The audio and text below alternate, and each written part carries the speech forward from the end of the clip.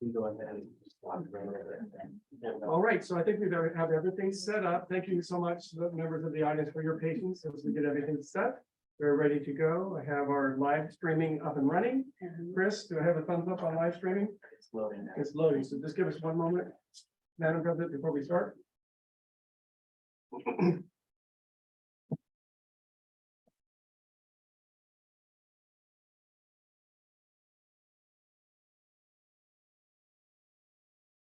So I'm showing on my end that it's working.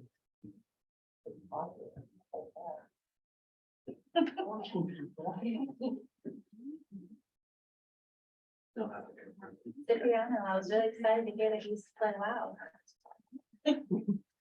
World of Warcraft. Good. Chris will be right back.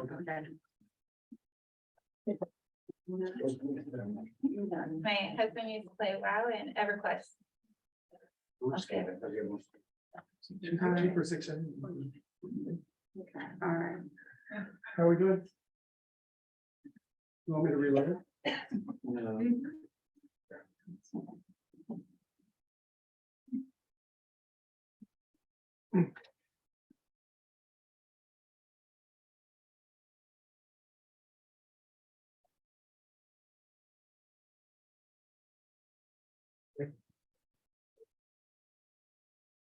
It's great. It's showing on here, it's showing the stop light.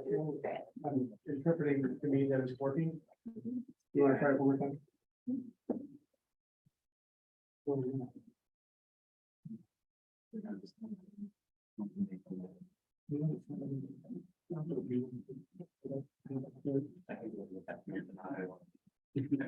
Okay, so we're going to start in the event that it's not working. I'll let the president know we can make it. So President Alvarado, he's just going to double check, but let's start. And in the event that it's not working, I'll let you know. We can pause and try to fix it. Okay, But we're ready to go. I'll hand it off to you, all right. President Alvarado. I call this meeting of the Vista Unified School District regular board meeting to order at 7:12. Please stand for the flag salute. Place your right hand over your heart. Ready, begin. And the United States of America, and to the republic for which it stands, one nation, under God, indivisible, with liberty and justice for all. Roll call, trustee Kelly. Present. Trustee Morocco. Here. Trustee Vargas. Present. Trustee Smithfield. Here. And I am present. We're all present and accounted for.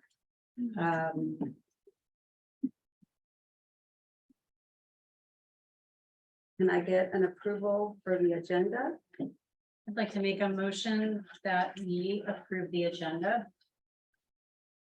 Second, We're, You got to pull, you have to. at this change- time, I thought that was under you consent, have to sorry. postpone 14. I would like to make a motion that we approve the agenda, yet with the following amendments, postpone item 14A. Second. All right. So I have a motion by trustee Kelly to approve the agenda postponing 14A until the September regular board meeting. Is that correct, trustee Kelly? And a second by trustee Morocco. Any further discussion? All in favor of approving the agenda with those aforementioned changes, say aye. Aye. Aye. Any opposed? The motion carries 5-0. All right. There is no report out for closed session at this time. Greetings, everyone, and thank you for being here tonight. Before we get started, I'd like to say that the board appreciates and supports stakeholder input at our meetings. Engagement by members of the public in civic matters is a cornerstone of our democracy. Everyone should have a chance to express their opinions within the guidelines the board has established for its meetings, so that we're able to conduct the meeting effectively and efficiently. During the meeting, there will be time for public comment on matters not on the agenda. In addition, members of the public may comment on specific agenda items after I, as board president, ask for public comment on that item. Until it's your turn to speak, or if you're just here to observe the meeting, please refrain from any behavior that prevents others from participating in the meeting or that disrupts the board's ability to conduct the business of the board. This includes any conduct that prevents members of the board, district staff, or the person making public comment from speaking. We also ask that when you're called upon, you address only the board. While we assume that members of the public intend to participate in the meeting in a civil manner, and while legitimate criticism of the board is protected speech, we will not tolerate any threats of violence made to board members, staff, or any other members of the public. In the event of a threat of violence, the individual will be removed from the room whenever possible. We will be referred to law enforcement, and in the event that the meeting is disrupted in a manner that prevents the board from proceeding with the agenda items for the meeting, we may choose to recess the meeting until order is restored. If order cannot be restored after a recess, we may choose to clear the room, move the meeting to a location where it will no longer be disrupted, or adjourn the meeting. All right, on that note, we're ready to begin. The next item on the agenda is number 5, district announcements. All right, well, thank you, Board President. We appreciate it. I do want to make a couple really quick announcements. In light of the fact that we started the meeting late, I'll keep them short. And then we do want to recognize a group of amazing employees. So real quickly, we had an amazing set of professional developments this month. Just today, we had almost 90% attendance rate from our teachers and classified staff at professional developments at 3 locations: Mission Vista High School, Rancho Buena Vista High School, and Rancho Minerva High School. It was great to see our teachers and our support staff back. They were engaged, they were having fun and learning a lot. So I want to thank all the teachers for the great work that they did today, and our support staff across the district and classified staff. It was wonderful. We'll provide you more report in the future. Tonight, I would like to take some time just to recognize, and we've invited just some representatives from this group of people tonight. Not everyone has come tonight. It would have filled the room about 10 times over. But I feel like it's important to recognize the great work all of our employees do in the school district. And it's necessary at this point, on behalf of the school board and the superintendent, to put forth a commendation for all of the staff who provided incredible services during the summer months. We had an amazing summer session at elementary, middle, and high school. We had hundreds and hundreds of staff members, teachers, bus drivers, CNS workers, instructional assistants. All of the different members of our team were here. They gave of their time, and our hundreds and hundreds of our students benefited greatly. So we do want to recognize them. And we have some representatives here tonight. And Dr. Holmes is going to help me read out the commendation. So I'd like to read the commendation, and then I'll read the names of the representatives here tonight that will come up and receive them. And if we could have the board members shake their hand, let me read it first, and then we'll have them come up. So I'll start, and you can do it second. And you can glasses on. Okay, on behalf of the superintendent of schools and the school board of trustees, we officially commend the summer school staff for distinguished service to the Vista Unified School District set forth in this following citation.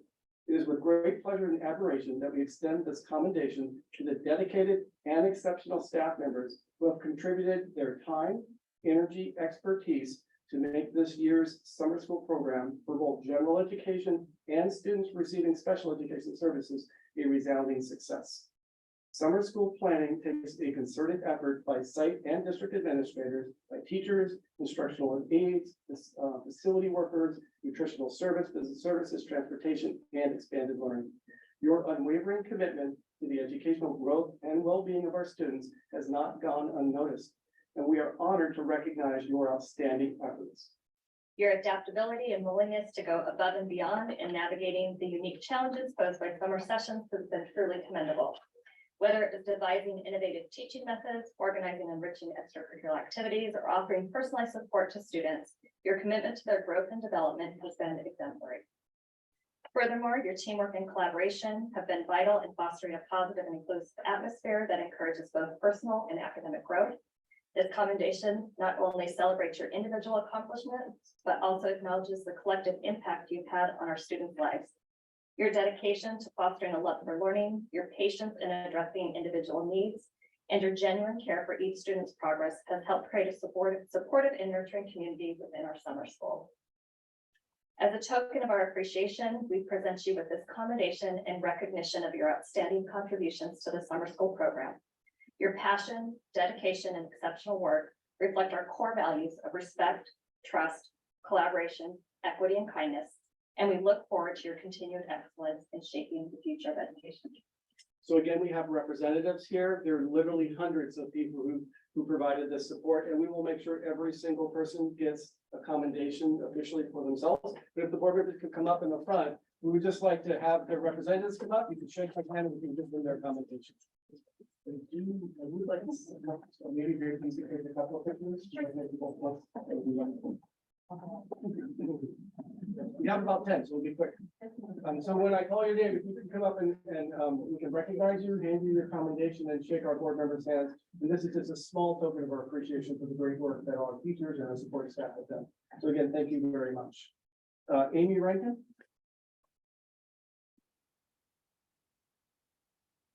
Thank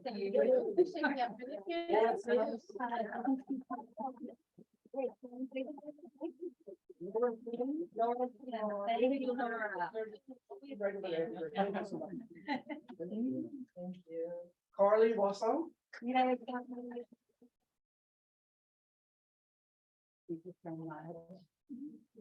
Perez.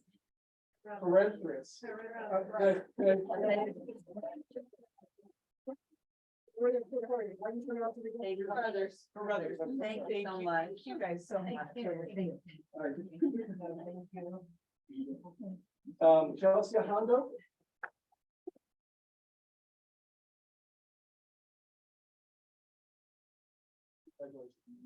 Thank you. Jen Pablo.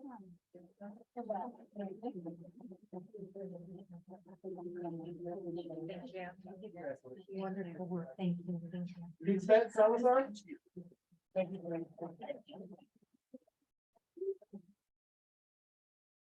Thank you.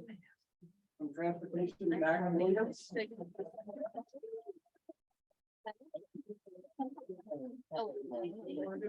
That's perfect. Oh, you're like. Max, it's so great to see you. Long time no see. Congratulations. You get so much already, you don't miss.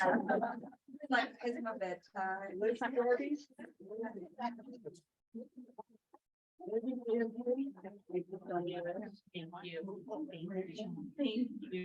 thank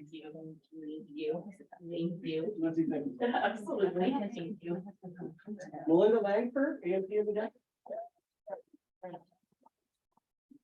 Thank you, Melinda.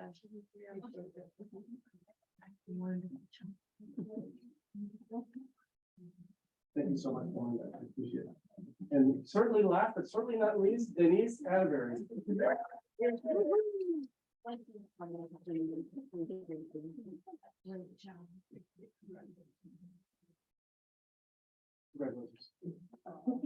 So again, thank you so much. Again, these are just the representatives of hundreds of people that help. If you could display these proudly, so that you know that our commitment to you and our true gratitude for the great work that you've done. Any words of encouragement from our board president? Wow. First of all, thank you for working during the summer when people were getting rest and relaxation. You were putting the needs of our students and their families first. And for that, I'm very grateful because not everybody wants to work during the summer, but our kids are better for that. And we're going to see so much progress because of the efforts you all demonstrated during the summer months. So I appreciate it from the bottom of my heart. Thank you so much.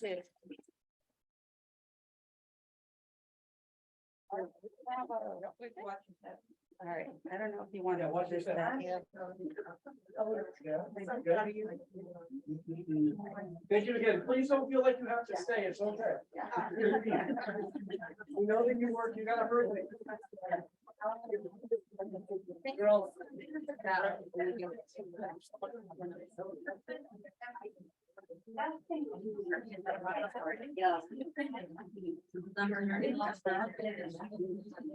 Okay, Rachel, if you could fix the back doors, please. The back doors, you can close the back doors so we can start. And President Alvarado, I'm gonna hand it back to you. Thank you so much for giving us this opportunity. Yes, of course. All right, we have reached the portion of the meeting set aside for comments from the public about matters not on the agenda, but within the subject matter jurisdiction of the board. Under board bylaw 9323, comments are limited to 3 minutes. Sorry.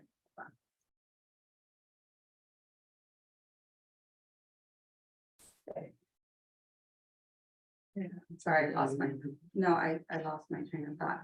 All right, comments are limited to 3 minutes. All right, so we have, how many speakers? We have We have two. 2 speakers. The first person to speak is Jennifer Hall.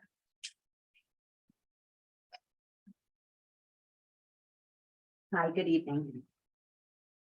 I'm Jennifer Hall, and today I begin my 30th year as a teacher in VUSD and at RBV.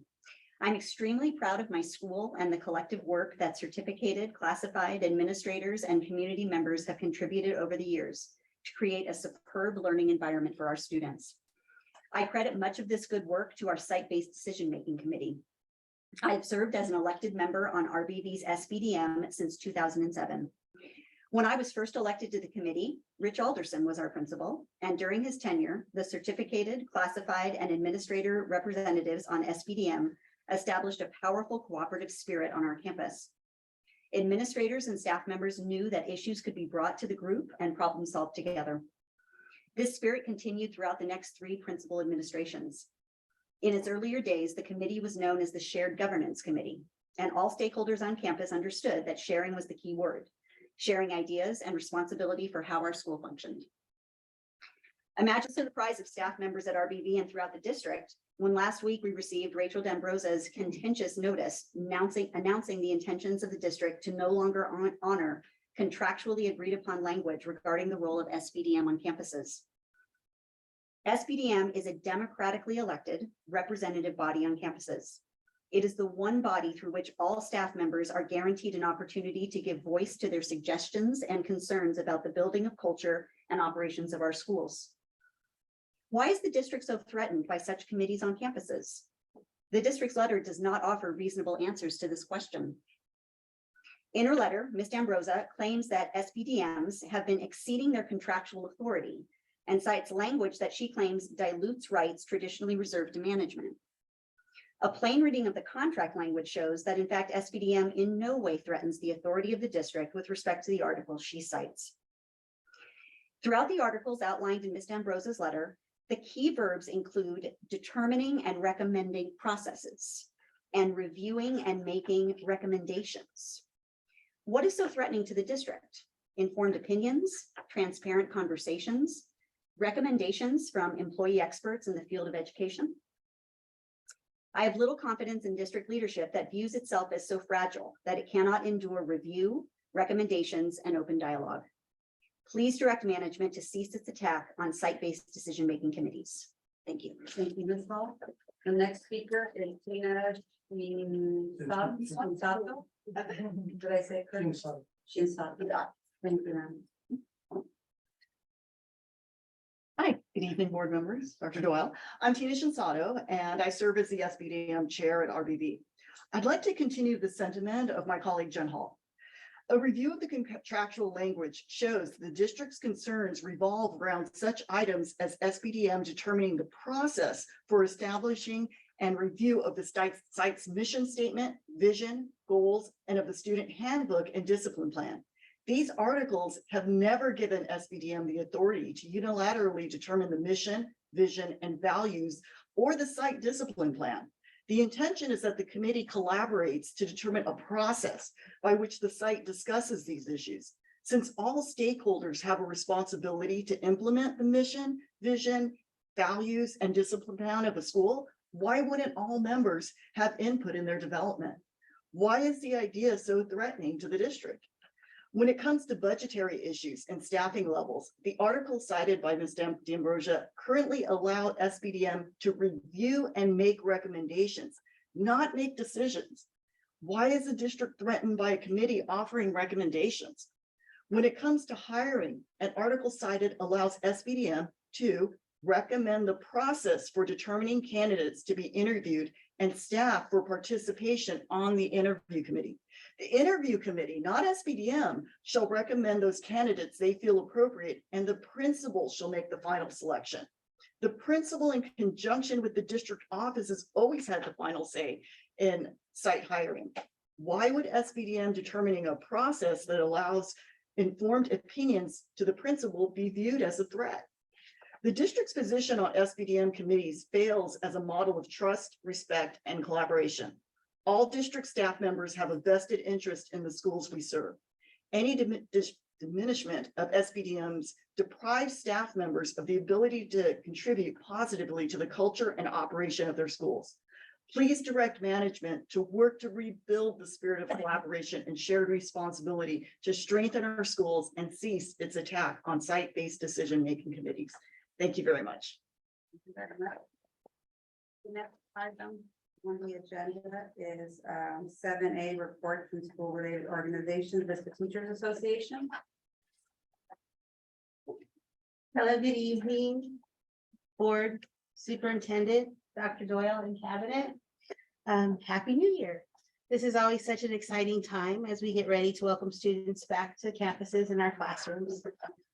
Most of us got into education because we want to do what's best for students, right? And for me, I wanted to inspire students to value education, to teach them the tools of success, and to demonstrate and teach kindness, respect, and empathy. We often we've seen the symbolism of like a triangle to demonstrate like we need parents, we need teachers, and we need our district to work together to support our students best in our classrooms. But I started thinking in this time of change in education, maybe there's a different visual image we can think of. Now bear with me. I'm thinking of a stool, a four-legged stool. And if we have the cushion, that's our students, right? Now, what is supporting and holding up those students are our classified and our certificated staff. Underneath that, that is our admin. Now I'm talking within supportive schools. Or how our students do the most successful in schools. So we have four legs. We have the district office, right? The district policies. We have parents, right? They need to be there to make sure their kids are successful in school. We hope, right? Or we know they are, right? We have then our community partnerships, right? Especially in this time of community schools, the community that they live in. And then we have our unions who represent both our classified and certificated staff. And underneath that, the floor, what's supporting that all are the decisions that the board makes. And if one of those stakeholders are not feeling equally valued or listened to or respected, then that's not, the stool isn't balanced, and that's not what's best for our students, right? And that's why we're all here. So I hope as we move forward this year that the actions and the decisions of the board match our district's values when working with your collective bargaining units. And that being said, you have heard tonight from some of our teachers about their response to the USD's notification regarding site-based decision-making. And you've also all received VTA's response. And that by the district not choosing to follow parts of the contract because they're not mandated subject to bargaining. And while this is something that you can do, it may not be something that it's not anything that you should do.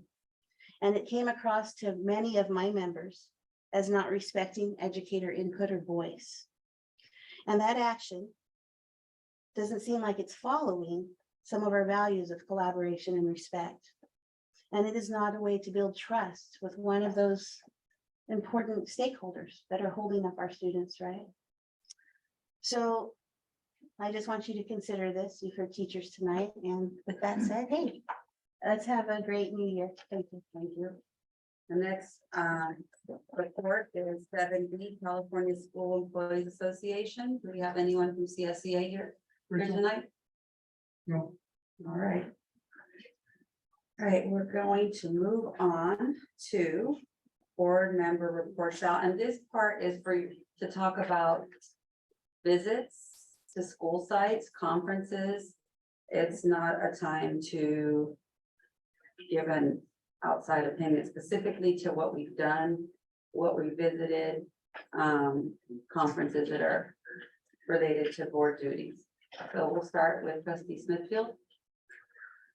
And tell me if I'm doing it wrong about me. No, go ahead. So I went to the facilities, of course, I'm part of the facilities bond, all those things that I'm trying to learn, and things are going well. We just did a lot of working with our plans for Fovier. On certain areas with that. So that's very exciting. We had an intern student with us, which from Vista High, which was kind of nice to have her input too. And then, of course, you'll hear tonight about what's happening at all the other schools that we're working on. I also had the opportunity to go to Alamos's Jumpstart this past week for their incoming kindergartners. I had a personal interest that my grandson was starting kindergarten there, but it was great. He was excited here, but they do a great job, and I know we do it at our other schools too, and I think for a little longer. And then the last thing I want to mention, not that I went to the trainings, but I'm saying this for our high school teachers here, because I know it's like, you don't know about high school and stuff. But what I do know is I know elementary, and I know this district never paid attention. So the kids never got what they needed. So you guys got stuck with it when they got to high school. But this summer, there have been unbelievable trainings for our teachers, so they know now how to teach children how to read. Believe it or not, we didn't all know that before. And they know what comes first and what they need. So although I didn't, I got lots of feedback from your teachers. It was all good about a PD, which to me is huge, am I right? Yeah. So 5 days worth. So you guys will be happy when it all reaches you. And I want to thank everybody else for going in that direction. Thank you, trustee Smithfield. Trustee Vargas? Yep, got to welcome some of our, well, all of our administrators. Excited to see the conversations, the relationships, the culture among district leadership as we began the school year. And more than anything, you know, trying to seeing like some of the leadership that's come from within. We're extremely proud of that. I think it's Dr. Narciso in the house. You know, I didn't give him a shout out at the principals meeting, but you know, graduate of our own school district. So I'm happy to see some of that leadership, you know, coming up the pipeline and moving on with roles that are going to impact not just individual sites, but now the entire district. In addition to that, this week went to our new teachers orientation on Wednesday, got to meet some of our new incoming staff. And once again, you know, excited about the school year starting and getting to see the joy among our staff. And with that, on a final note, excited for my little nephew to start at Grapevine Grade School. So he's excited. He came to the MAC program and now he's, you know, excited to ride the bus with her big sister and making sure that, you know, he learns not just one language, but 2 languages. That's awesome. Thank you, trustee Vargas. Trustee Morocco? Yeah, so I attended the leadership summit for our principals and our leaders, district leaders, which was awesome. Love seeing them. Also, Dr. Doyle and I we did a tour of, as I did, when I first got elected, I went and did tours of the school sites and visited there. Well, we did district offices. So we did this office and we did transportation, operations, CNS and IT. And I got to meet all of our wonderful staff, administrative staff that supports the efforts that we put forth for our students in our schools. You know, without them, you know, the school sites, we think of those right off the top of our head, but without these people in the warehouses and making food and supporting and paying our bills, let's not forget business services, paying our bills, you know, none of this could be possible. So it was an honor to meet everybody. I look forward to working further with everyone. And I also look forward to doing more, restarting my school tours again. So I will be getting those scheduled. So. Thank you, trustee Morocco. Trustee Kelly? Thank you. Most of the committees on which I serve are on summer break, so yay. I've also been able to relax a little bit, but I did have the opportunity earlier this week to speak to new teachers and counselors and other certificated staff at an induction event, which was great. As trustee Vargas mentioned, you know, the energy and the talent that we see is wonderful. We've been meeting as a board. We had one meeting since our last regular meeting to work on Dr. Doyle's evaluation. And I think I'm proud of the work we put into that and being very thorough and really looking at our whole district in depth. And those are my big call outs since the last meeting. Thank you. And I attended Leadership Advance also on the 26th, day 1 and day 2 and 27th, and welcome our administrators from both our certificated and classified ranks. It was great to be part of the learning as they wrap their heads around multi-tiered systems of support. On the 31st, I attended Senator Blakespear Woman Leadership event she had for people here, for our leaders in Southern California. So Trustee Morocco and I represented Vista Unified. And I was really, really happy to welcome our brand new teachers on Tuesday to Vista Unified. I got to welcome them at General Murray as they learned about so much a multi-tier system of supports. They were doing that as well. So I'm happy to see our programs being the professional development of what our programs and our policies are and how they're being trickling down to our leadership and to our staff. So thank you so much. All right, I think that's all. Perfect. The next item on the agenda is staff 9A. Staff committee reports to the board, Beaumont Elementary and Rancho Minerva Middle School closure initial action steps. All right, well, thank you, President Alvarado. So this is the third step so far in the process of addressing the closure of 2 of our schools. We know, I mentioned at every meeting, and I'll reiterate that this is a solemn process. It's a process that none of us want to do.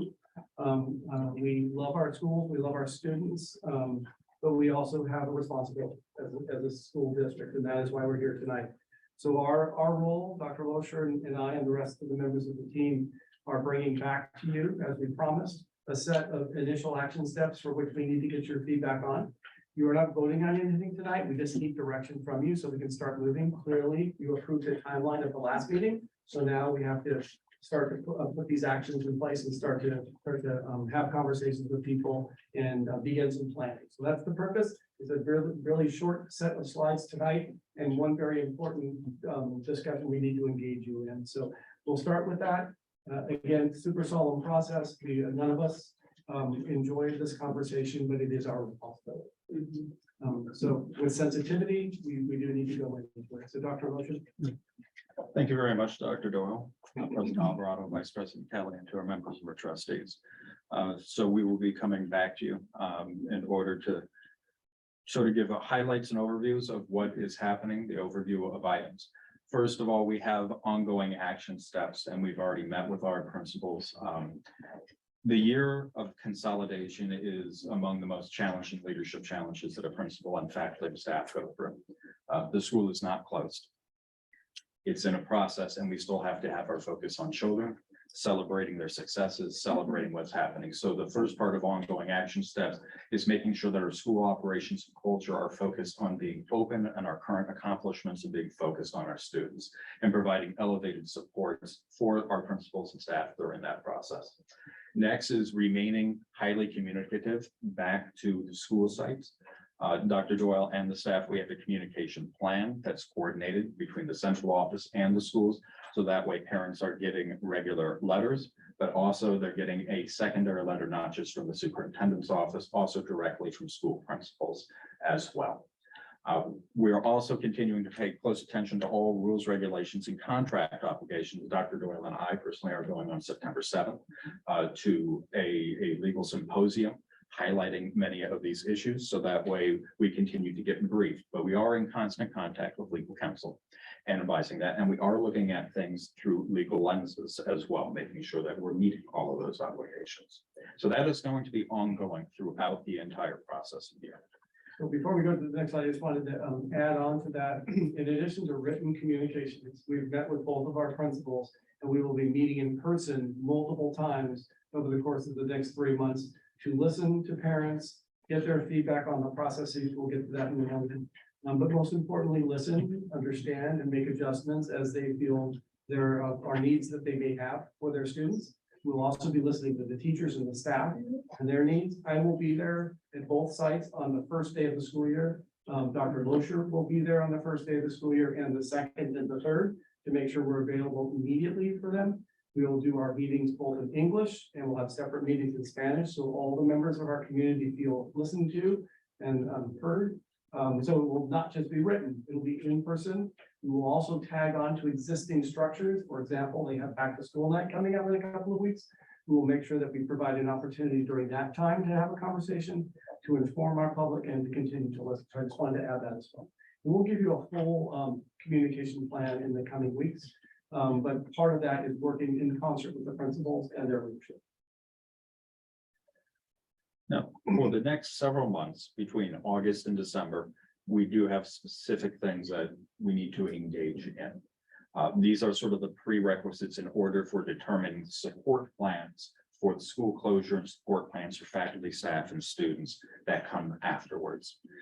So first up, we have reviewing student transfers. We do have a current transfer system in place.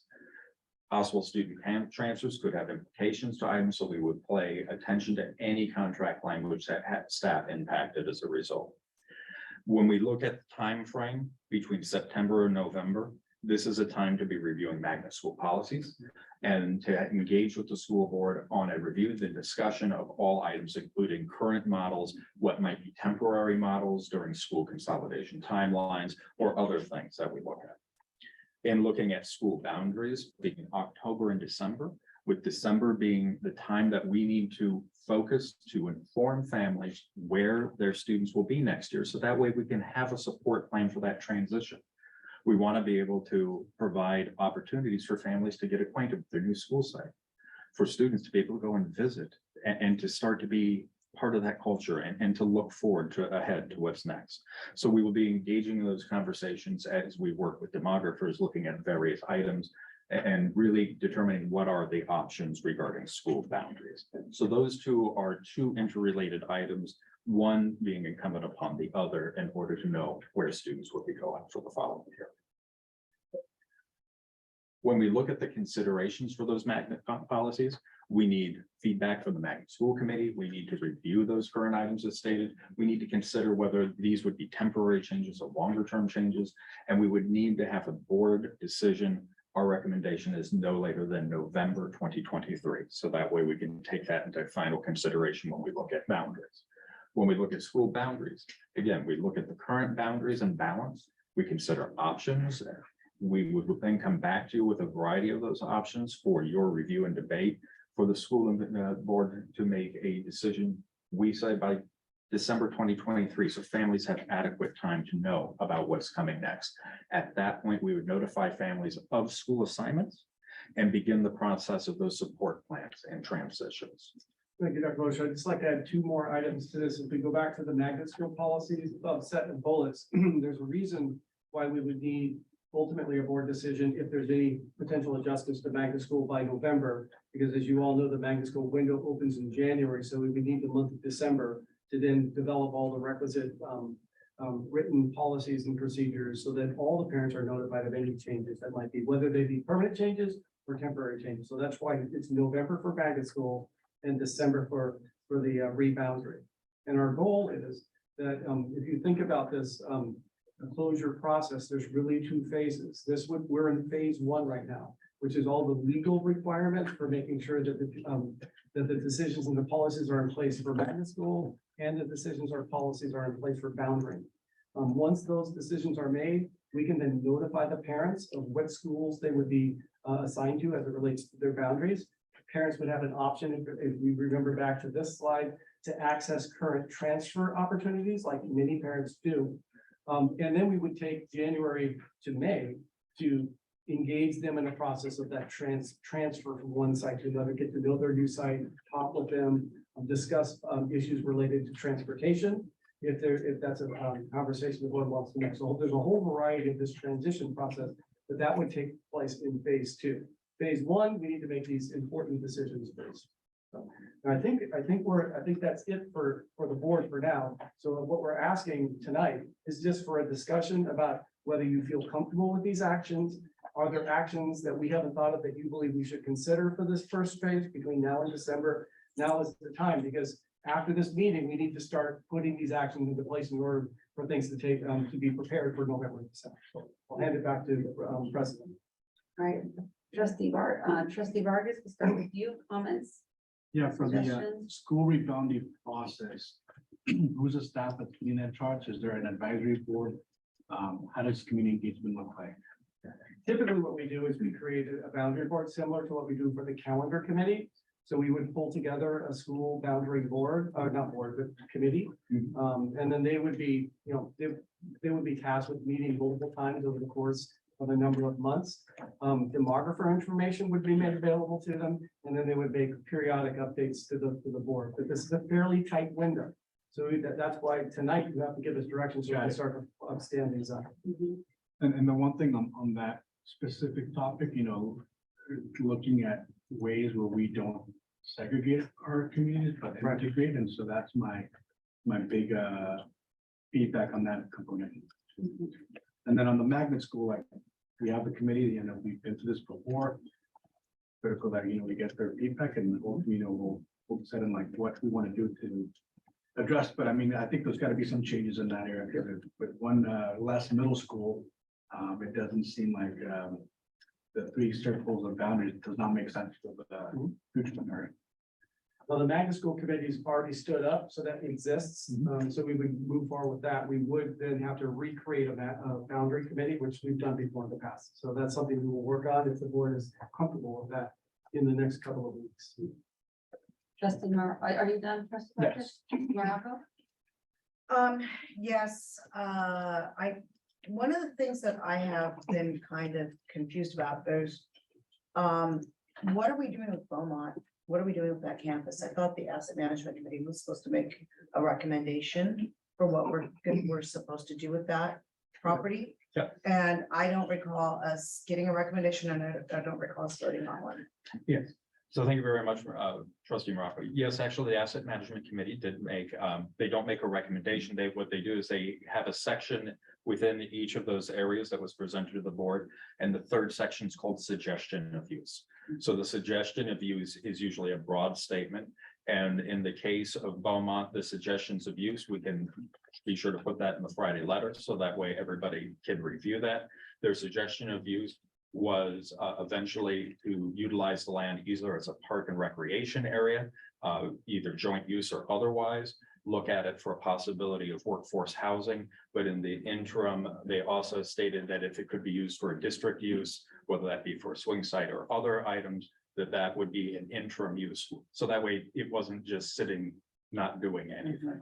So that was their suggestion. So the committee came up with that? Yep.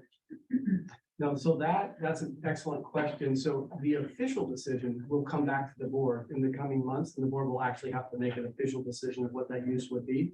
These are suggestions, and we haven't, the board has not taken action on that yet, but we will be bringing that back to you. So does that mean the asset management committee will be, who makes the official? The board will make the official Okay. determination of how the site is used, but we didn't want to get ahead of the process. The process right now is to address what currently is in place. And as soon as the board has made those decisions about boundary, decisions about any adjustments to magnet school committee, once those are in place, we can begin to have conversations about how, what you would do, the uses you would use for a vacated campus. And then we have the recommendations of the asset management committee, their suggestions. Any more questions, trustee Morocco? Trustee Kelly? I just want to ask about the communications plan. Are we, both sites currently have liaisons, Yes, and we're utilizing Yeah. and keeping the liaisons in the loop about the consolidation messaging and how to, you know, the FAQs, if you will, for families. the liaisons will be kept in the loop. The liaisons are just coming back from their summer break, but so as soon as they come back, which is this week, then they will be included in the communication plan, yes. And will your joint outreach also include DLAC and PTA groups at the Absolutely. campuses? Yes. ELAC and PTA. Any further questions? No, I think that's it for now. Trustee Smithfield? Couple, I think. So we're doing this, the policy on our magnet schools right here because of Vista.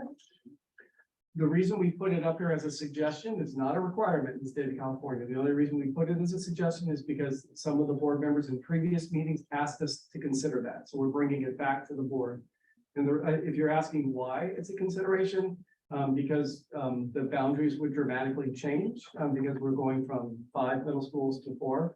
But we So, don't have boundaries for schools. yeah, but we have boundaries for the neighborhood schools, because you're eliminating one neighborhood school, so it's a consideration, it's not a requirement.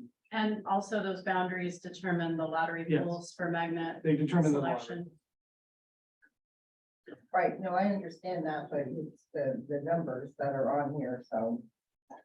Just curious about that, and then, because we're not like discussing any of these details tonight. Well, what we're asking from the board tonight is if you're comfortable with these initial action steps, we need to get moving fairly quickly.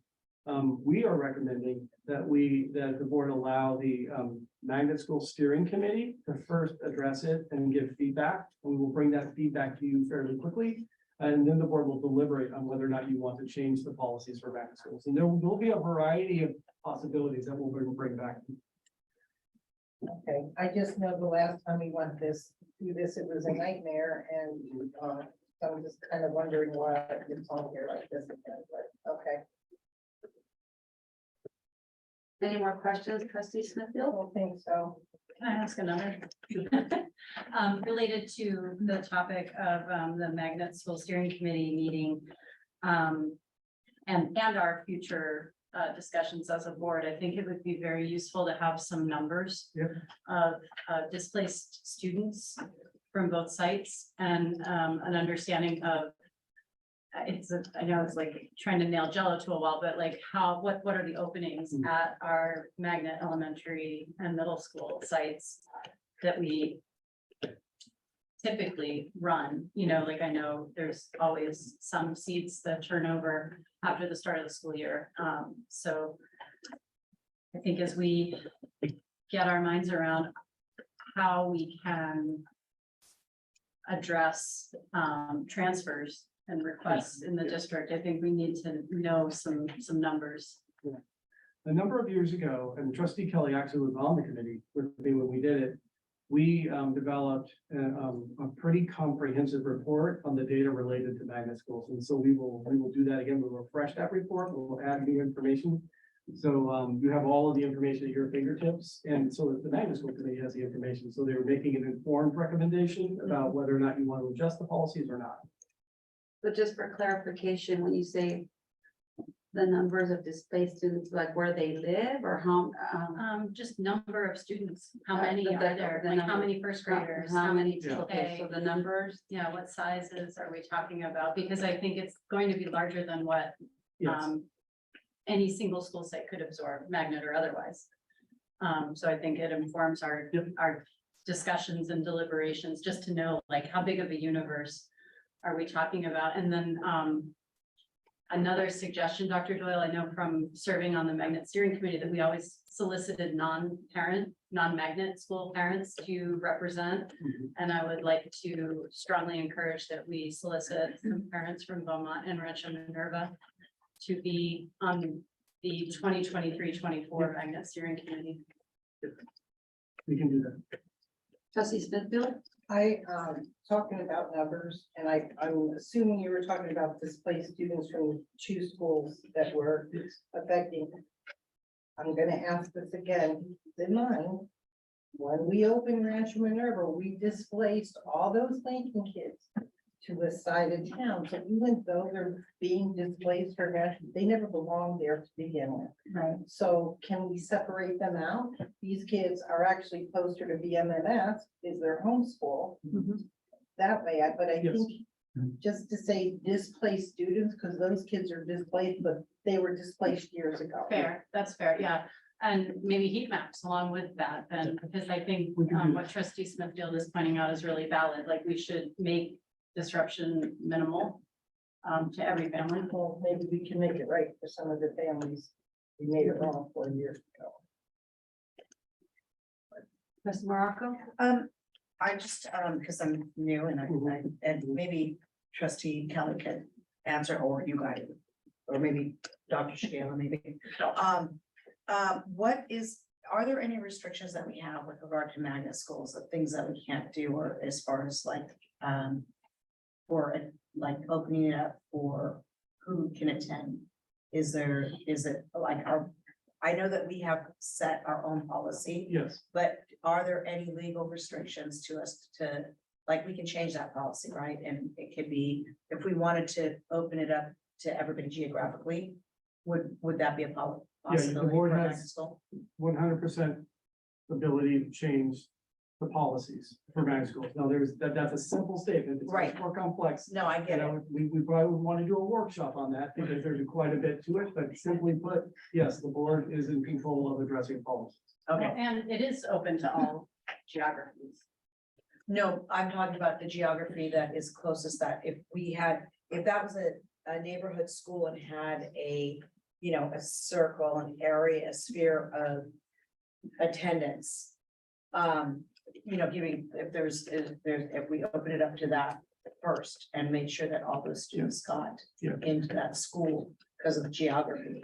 Right. Is what I'm saying, if we have the ability, I'm not saying that we're gonna do that, I'm not saying anything, Yeah. but I'm just wondering if there's any way our hands tied. So the Just by magnet, having a magnet school. yeah, the magnet steering committee can make those recommendations, and there's lots of models from magnet schools across the nation, i.e. Houston, Texas, that consider the geographic proximity students have to magnets and sometimes give them extra like raffle or tickets or opportunities, but that's something that the committee could look at. Other ways that other school districts use magnet schools and give kids access to that. So that's just something that they could follow up and maybe look at other models across the state and nation for that. I think one thing we need to be mindful of as we consider any changes is also phasing them in or grandfathering in students, because our longstanding policy has been to include siblings who can currently attend the school. And that's important to families because of, you know, one site drop off, and not splitting up, you know, elementary school children to 2 or 3 different schools. So I think, like Dr. Doyle said, it's Complex. very complex. And we would want to proceed very cautiously with understanding, you know, like fixing one thing over here might unravel a lot of other things that, you know, unforeseen consequences, I think is Yeah, I mean, a catchphrase we've learned from some of our past Well, magnet part of school that decisions. Julie is, there's a reason schools go magnet. And it was because all those kids that lived around the school to begin with, the school was failing, so they figured let's do the magnet to bring them. So there's a reason for magnet school, so we always have to keep that. Why? If we're gonna keep magnet schools, why do you have a magnet school? Well, I think that we also can't forget that we give magnet schools more money. And I think if we did that with any school, we'd see. You know, So I'm gonna bring us back, because I feel like that's what the magnet school committee is gonna deliberate on, so I'm gonna bring us back. We did give suggestions, are there any more suggestions for this plan on these slides? For feedback, direction, or discussion? Do you feel like you need anything specific? no, we're in a good spot right now. What I would recommend, President Alvarado, is that you and I work together to identify a date for a workshop, because this is a Okay. really good example of something that we only need one item on the agenda, so we can help trustee Morocco better understand it, because it's new, it's complex. And so I We're think really good at workshops. sometime in late September is what I would recommend. That'll give us time to meet with the magnet school. Yeah, Yeah. okay, all right, so seeing no more discussion on these slides and these steps, we're gonna move on to the next report. Thank you so much, Dr. Loescher. The next report is 9B Magnet School Expansion Program Update. So speaking of magnet schools, Dr. Shigela is here. He's gotta get that suit back by 10. Yes. That's true. Before Eric takes over, this is quite short as well, but I do want to draw a connection. We have on purpose separated these two topics. Again, I want to underscore, and I know we all feel this, that this is a solemn process. We care deeply about our parents, our students, and our staff at those two schools that are up for closure. And we want to be very sensitive to them. But the board has directed me and the staff to bring back a topic related to that. And again, I want to be sensitive to, we're talking about the closure and that solemn closure process. But we also have to talk about the future, and that is something that the board has tasked me to do. And obviously, Dr. Shigella is the most capable person, most knowledgeable and highly experienced in this area. So this is a separate process. Seems a little weird because I know that they're happening concurrently, but I'm simply following through on your direction. So with that disclaimer, Dr. Shigella is going to walk you through some of his initial thinking and some of our initial progress in following it through on your directive to address the growth of magnet schools at the elementary level. And then at the middle school level. So that's why we're here tonight. So thank you so much for being patient. Thank you, If you sir. can take it away, sir. Thank you. I appreciate that. You can go ahead and go to that first slide. So we're going to go through really 5 things in this very brief presentation. We're going to just level set, make sure we all remember the direction that Matt was given, Dr. Doyle was given in March 2023. What we've done since, sort of where the Grapevine elementary process is right now. And then sort of a change of graphics and language that we're using as we go through this process. So this was an original graphic that was provided to try and lay out last spring after the March board meeting, where Dr. Doyle was given direction to explore the possibilities of expanding magnet schools in elementary and middle school. And so you'll see some check marks. And so the check marks means we did it. We did those things. And so through the end of the school year, all the things that we said we're going to do, we did do. And the step 2 in looking at in April began identification of a potential elementary site. And it quickly came to be that makes a lot of sense for Grapevine based on what's going on with dual language. And once that decision was made, then we began a series of community meetings with the Grapevine community. So we had 5 meetings with Grapevine. And one of these was done on Zoom so that parents who that was an easier way was done. It was done with translation available. We met with the staff first, gave them the opportunity. It was a full room. Dr. Doyle came to each of these meetings and was present and contributed. And I think it was good for the families and especially the moms and the teachers to see him. Met with the parent leadership groups. So Grapevine has a really strong DLAC and a really strong PTA. And so we met with them, did our Zoom, and then there was more of a general open community meeting for Grapevine. And then there was also a building on like what was already in process of what was happening. We sort of took over one of the coffee with the principals. So a regularly scheduled thing that parents would already be coming to so that we could catch as many people as possible. That one was done in Spanish. And Dr. Shigella actually was quite good with Spanish. You participated a little bit. You know what? I went through Spanish for Orangewood High School and it's good.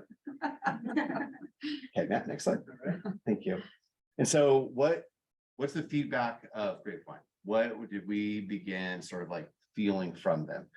So there's a general excitement, I would say, mainly this idea of recognition that the school community and the staff, the teachers have taken on this idea of dual language a few years ago, and it's going so well that now it's sort of like, oh, we're being recognized for like something that's like going really well at our school. We're really proud of it. We're really happy. The number you know about the numbers.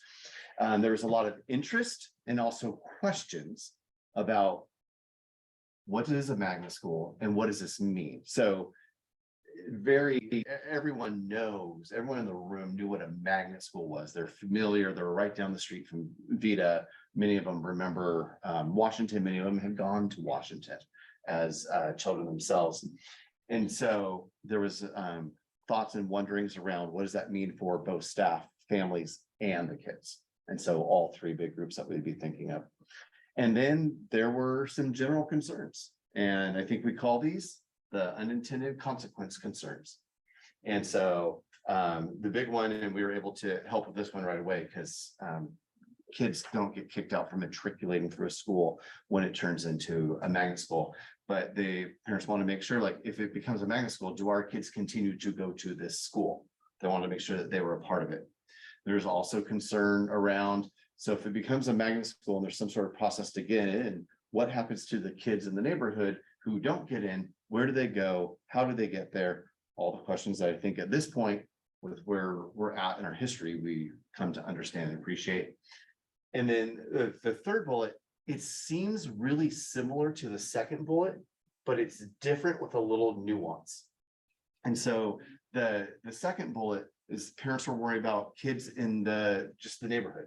Couldn't name them, not necessarily a face, but the kids that live on our street. The third one was, what about our future kids, our unborn children? So there were a few pregnant moms. My kid's in 3rd or 4th grade. My kid will be out of grapevine. There won't be a sibling thing. I want my future unborn child to go through the school to have DLI, and which obviously we didn't have any answers for them because it wasn't appropriate. We're not at that place. We're providing information still. And then they also really want to know what is going on with the middle school option for DLI. So we've decided to sort of condense the work that we're doing into around schools of choice into 3 distinct buckets to try and keep things simple and understandable and keep from sort of cross talking through things. So the first one is the Grapevine Elementary development, the Grapevine possible magnet school development. And we're really referring to all this as schools of choice, because when we start using the word magnet school, their decisions haven't been made if Grapevine should necessarily be a magnet school. And so we're using this broader term to stay away from pigeonholing things that don't necessarily exist and cause a lot of angst until we're there.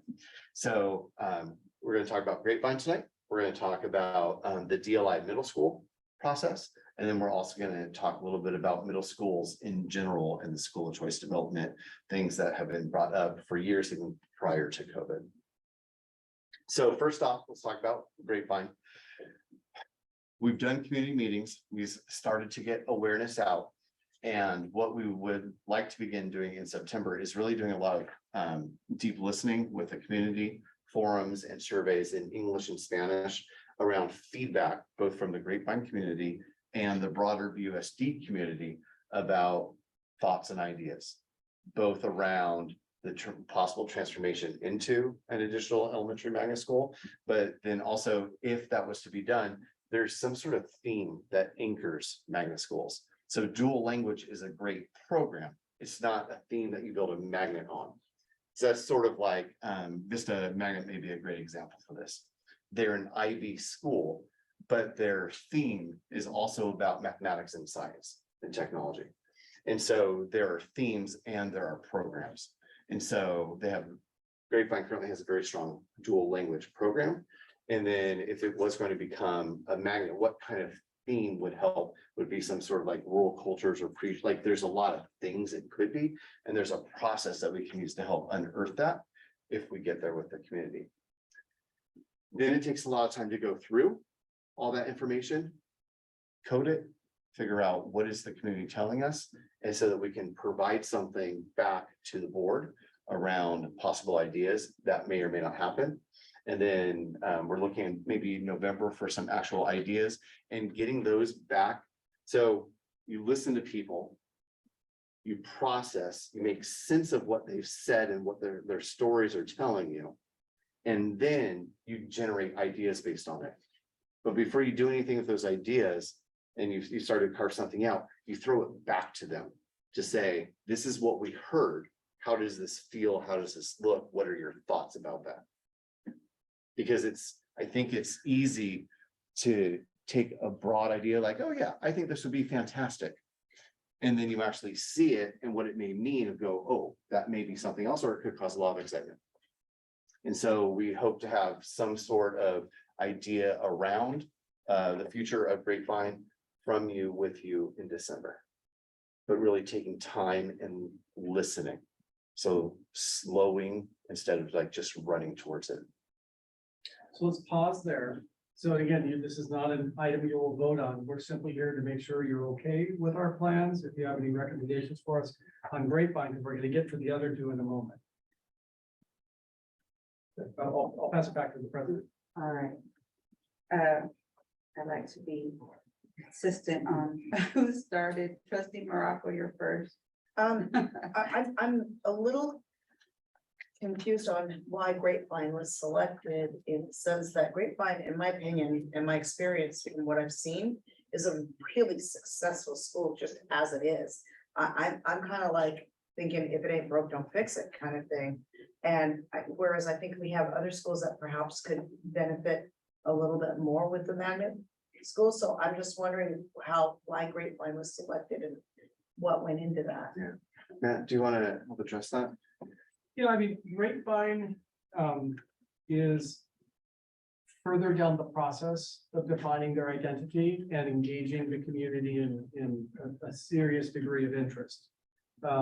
It doesn't just have to be Grapevine. It doesn't have to be Grapevine at all. The board gives me direction to just let Grapevine continue with the structure they have in place.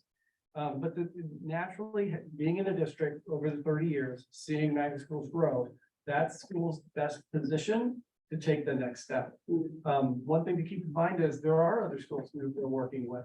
Alamos is an example of one. Honolulu is another example of one, but they're not far enough along. So I think at this point, we're gravitating toward Grapevine because it seems the community seems to be in a place where that could be underline could be a next logical step. So, But we could do other schools. so if I'm hearing you correctly, what I'm understanding you saying is that you identified DLI as the criteria that you wanted to go after, as you mentioned, Honolulu and Alamos Park, and they both are DLI schools. So, because I'm thinking for a magnet school program, I could see Monte Vista being a much more conducive school for a magnet school program. I think that would be a better fit there, but I, because I think that actually could fit there, but I'm not, so I'm not sure how Grapevine was selected, but if I'm hearing you. It really correctly, wasn't. DLI. It really wasn't. So. But again, I just want to be clear, so we are not narrowing, this is your Okay. board's decision to direct us. Okay. You want a point of clarification? No, I just wanted to respond to her question, how it was selected. How I remember it became the topic to be selected was, of course, everything we do, we find we have unintended consequences. So this year, several teachers from Grapevine reached out because there were unintended consequences for putting a DLI at a program. And so what was happening was the DLI classes were really nice. The parents put them in there, they were working with them. But then that left the English only classes in a pickle, and they weren't in really good situations. They had the behavior, they had the whole thing. So it was an unintended consequence. At that point, we had a conversation, well, what can we do? Because you cannot continue this at a school and a program for it to be successful. And that's where, it is the closest to be able to become a magnet in the process. They're like right there, and it would help with this unintended consequence. So first of all, the teachers could have at least a balanced class so they could teach. And then it would be right for all the kids. That's how I remember we got on the topic of Grapevine math. Yes. Okay, well, that makes sense. All right, Trustee Kelly? Nothing at this time, thanks. Trustee Smithville? Okay, I didn't know if you had seen my hand before. Okay, so I kind of have a question, kind of what she was saying too. So we're trying to build a DLI program at 3 of our schools right now in elementary. Eventually we'll all get into a middle school, which we'll hope by that time we'll be in magnet middle school with this pathway through it somewhere. That's the next slide. Okay, That's so the next before we slide. get to the next Yeah. slide, I'm gonna assume somewhere we're coming from. yes. No, I know that because I was on that committee, but here's just when you were talking. Mhm. So I look at our 3 DLI schools and I yes, Grapevine's the one that's ready to do that, but then I look and I think Honolulu and Grapevine already get way more money than Alamosa does. And that has caused us issues with getting them curriculum, with getting them the help that they need for the kids and stuff. Is this gonna make it worse? What I'm not following. Well, I'm is just the saying, so money, now they because have. None of them get extra money. Well, not magnet magnet schools. schools get extra. They would. So are you Right, saying but right now, if grade Grapevine five has was, all their title money, Alamosa gets nothing. So anytime they need something for their DLI Yes. program and they take it to Rafa, Rafa says, well, they don't have the funding to get that okay, so because they don't get any of those I titles. understand. So they're already at a huge disadvantage. Not to say to change this plan, but it is something that we need to yeah, think about. we could bring it for up. in a- that Yeah. that- Program or So we can absolutely put a pin in that because that's not an agendized topic tonight, but we can bring that back to you. And just for the other board members, so you're following the question. Schools have different funding streams. And some of the funding streams are based on their demographics. And oftentimes demographics, if it's a high needs school, will get additional federal and state funding. Alamosa is an example of a school that has low demographics for high needs, and as a result, they don't get as much money. So we can put a pin in that and bring that back to you about future funding. But for the purpose of tonight, we can't talk about okay, it. put it out there in the universe. Trustee Vargas? Just a request on that one, if we can get a chart of school site, how much funding per pupil we get, that'd be great. Yeah.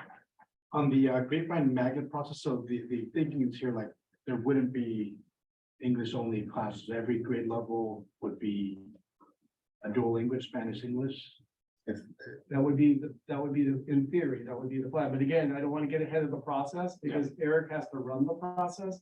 But in theory, we would continue the current model, which is a 50-50 model, which would mean that you would have an English and a Spanish companion program. And right now, how many kinder classrooms do we have right now at grapevine? I believe we have four.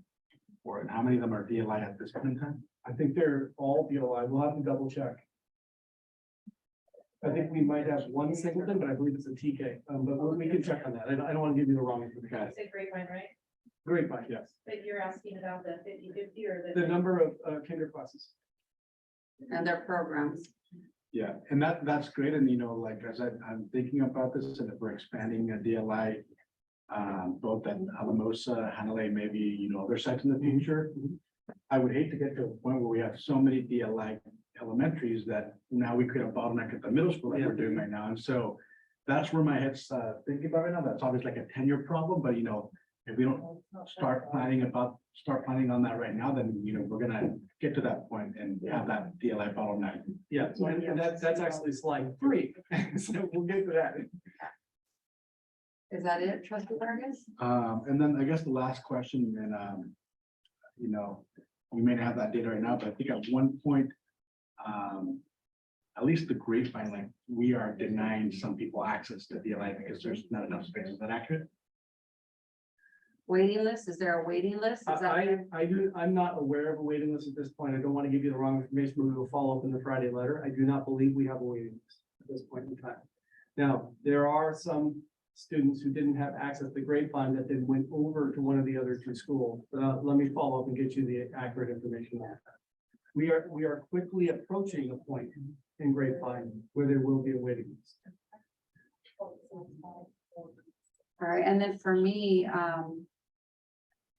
I had this kind of awareness listening, and I have a concern that if it were to officially become a magnet and it would have a system where it is concurrent with our magnet system now, the kids right there in Tri-City, they can't go to Casita and they cannot go to Grapevine, and there's no elementary on Olive anymore. And then where are they going? So I don't know that making Grapevine a magnet is the best thing for kids along the 78 corridor from Tri-City to the Vista, the Oceanside, both sides of that. Like, where do they go if they can't get into the magnet? Maryland. There's there. Well, that's a great question. We No, can- but that's a big geographic area, so that's just, that, I'm me thinking out loud, that's just, And we We can, can talk that can be about part of the empathy. okay, well, that's what. And that's one of what I'm the, thinking out one of loud, the so That's my. things that we're looking at, is not just with the grapevine community and seeing what they think. I think there needs to be a general discussion with the broader USD community.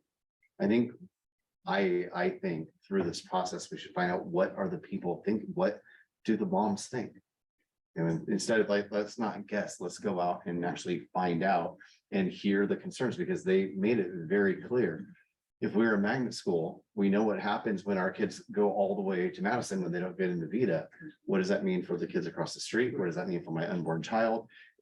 They're asking these But things. that community's been affected by magnet schools Yes. changing pretty bad. With casino. Yeah, so, Casita and Vita. yeah, Double. double. Well, that isn't that, Eric, and again, you've lived this, you've been through it. Isn't that the purpose of this process, is to deeply understand how the community feels and address what trustee Alvarado brought up? Because I think your point is geographically, they might be landlocked, because if the, is that the point you're making? Yeah, they So we have, should there's consider like the that. 78 and Oceanside Boulevard. Right. No, they used to walk to Tri-City Hospital. Yeah, no, That's great fun yeah. to begin with. Yeah, well, then it just makes it even 10 times worse, but that's just my 2 cents. Let's go. So all you guys had a chance to give feedback, Yeah, we and can do that. that's just one thing I wanted to say before we go on to the next slide, okay? Ready to go on? Yeah, Okay, moving on. So that was grapevine. We got a lot of feedback from you. We will continue to move forward with those actions. We have your questions and your concerns, and we will make sure that Dr. Shigella embeds that into the process. And just know we will continue to come back to you for, to give you updates and feedback on the process. okay. Now we're switching gears to DLI middle school. Because we have to address that, because we have students next week that will be fifth graders at Grapevine. And they'll be moving into, Until the 11th hour, right? Can I ask a Yes. question before we, sorry? If we are raising the concerns that we are now, should we be doing a deep dive into one single school site for the next elementary magnet school? Because I'm looking at this timeline starting next month. And maybe we need to provide some guidance to go through these steps at other sites, or look at a map and start, factoring in some of the board's Yeah. feedback about other potential locations, which might triple or quadruple your work. so what's Great. But, Job security. I think we're hearing that we really want to be intentional and Mhm. careful with, whatever choices we make. Yes, and we even have, yes, I think we need to go slow. I mean, I know, I work the other half of my job at a place that has affected these things, like, I think we really, then the reason why we mentioned the broader community is because I think there are a lot of opinions, and there could be other sites, maybe it's Grapevine, maybe it's not Grapevine. But Rosemary, you sort of talked about why Grapevine popped up on that, and following the board direction of explore an elementary school and a middle school for possible creation of a magnet school. So it can be broader, it can be elsewhere. I have a question. I have zero in my head. I come tabula rasa in terms of, I think any of them should or shouldn't be. Don't give them direction otherwise. So I have a question, Eric, in your opinion. Yeah. Would it be better for us at this point? Because I'm telling you, I'm having major anxiety for a whole year about this middle school, because I'm yelling, it's coming, and we're not doing it. Come on. Would it make more sense for us to put our eggs in the basket of figuring out what we're doing with these fifth graders that are coming up, as opposed to worrying about an elementary, and then look at what we can do to help that Grapevine issue with those classes? Would that make more sense? I think the fifth graders at Grapevine are mission critical for having a middle school I option. do too. That to me is first and foremost, and we just have to work with the new principal on how to make up classes right for the other people at Grapevine. But this middle school for these kids, we're there, like, Mhm. yeah, and we've been working on it for years, and we're no closer now than we were. When Unless you have some great ideas. So trustee Smith, did I hear you propose for feedback that we pause the elementary school magnet and then just focus on the middle school of choice DLI? Is that what I heard you Yeah. say? Because we need a plan for those kids in 1 year. Do we that's have, the purpose of this do meeting. we So have go ahead. consensus on that? Well, I don't know that it needs to necessarily be a magnet school, though. It could be He's gonna take care of. One thing at a time, pause, right? pause. Because I want pause. The elementary school. Does anyone else agree with trustee Smithfield to pause the magnet school, elementary school? We got trustee Morocco. I agree that we could prioritize DLI, but, and we should, I agree, 110%, we should agree, we should prioritize landing our grapevine fifth graders at their next school. However, as I've been listening, I've been drawing out a little map, and the current timeline is that as Beaumont and Rancho Minerva close, we are slated to be opening a new elementary and magnet middle school, and I like having those options to offer to the families that are leaving those school sites. So If I could, Julie, yeah, on our timelines. So we had an old timeline about possible opening that was from last March. oh, okay. We've gone, so the magnet one, we purposely went away from the magnet graphic itself. Because it's a broader discussion around schools of choice. And so we no longer, that was an old thing, want to show like, hey, this was the idea. It was shared. We did the 3 things on time as The delivered. rest These are the of it. results. Sort of, I think we scrapped the rest and redesigned it with a really thoughtful series of these 3 buckets of how do we look at each issue before us. And there's not, so we're clear, there is no longer any timeline like a middle school magnet should open at this date. Thank you. That's important, and we might want to revise the graphic, because it might be confusing. to Exactly. Folks. Yeah, and that was just That's purely reference. Yeah, like big X's. Yeah, maybe that's why like we my went to end, this. Yeah. Later. Okay, so I strike what I said. Yeah, DLI is definitely the priority. Trustee Vargas. I agree with, prioritizing fifth graders. At the same time, like I know you talked about deep listening, community engagement. We can slow down the process right now. It's what, 4 months on here, make it 14 months. Let's look at it in a year from now and then go from there. Gives you more time to focus on the middle school, and then, if you want to come back to elementary, then we can do that in a year. Because it's not, I'm sorry. Go ahead. I was gonna give my perspective, but you finished the dialogue between Yeah. you two and your idea. I was just gonna comment that, because it's not just deciding the middle school that those wonderful 5th graders are gonna go to. It's about building a program too. And so there is a lot of work to be done. Yeah. So much, like really, we went and visited schools before, it's a lot, and I'm. I got you.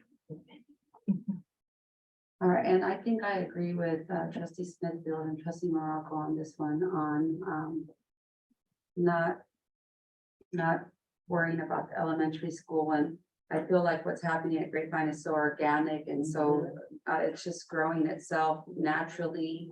And it's important that kids in Vista and Oceanside on both sides of Emerald have a place to go. And so I would say that this should be put this on the back burner for now. This is the feedback that we need, so. But what on the back burner specifically? The elementary school magnet. Finding a second, it would be the 3rd elementary magnet.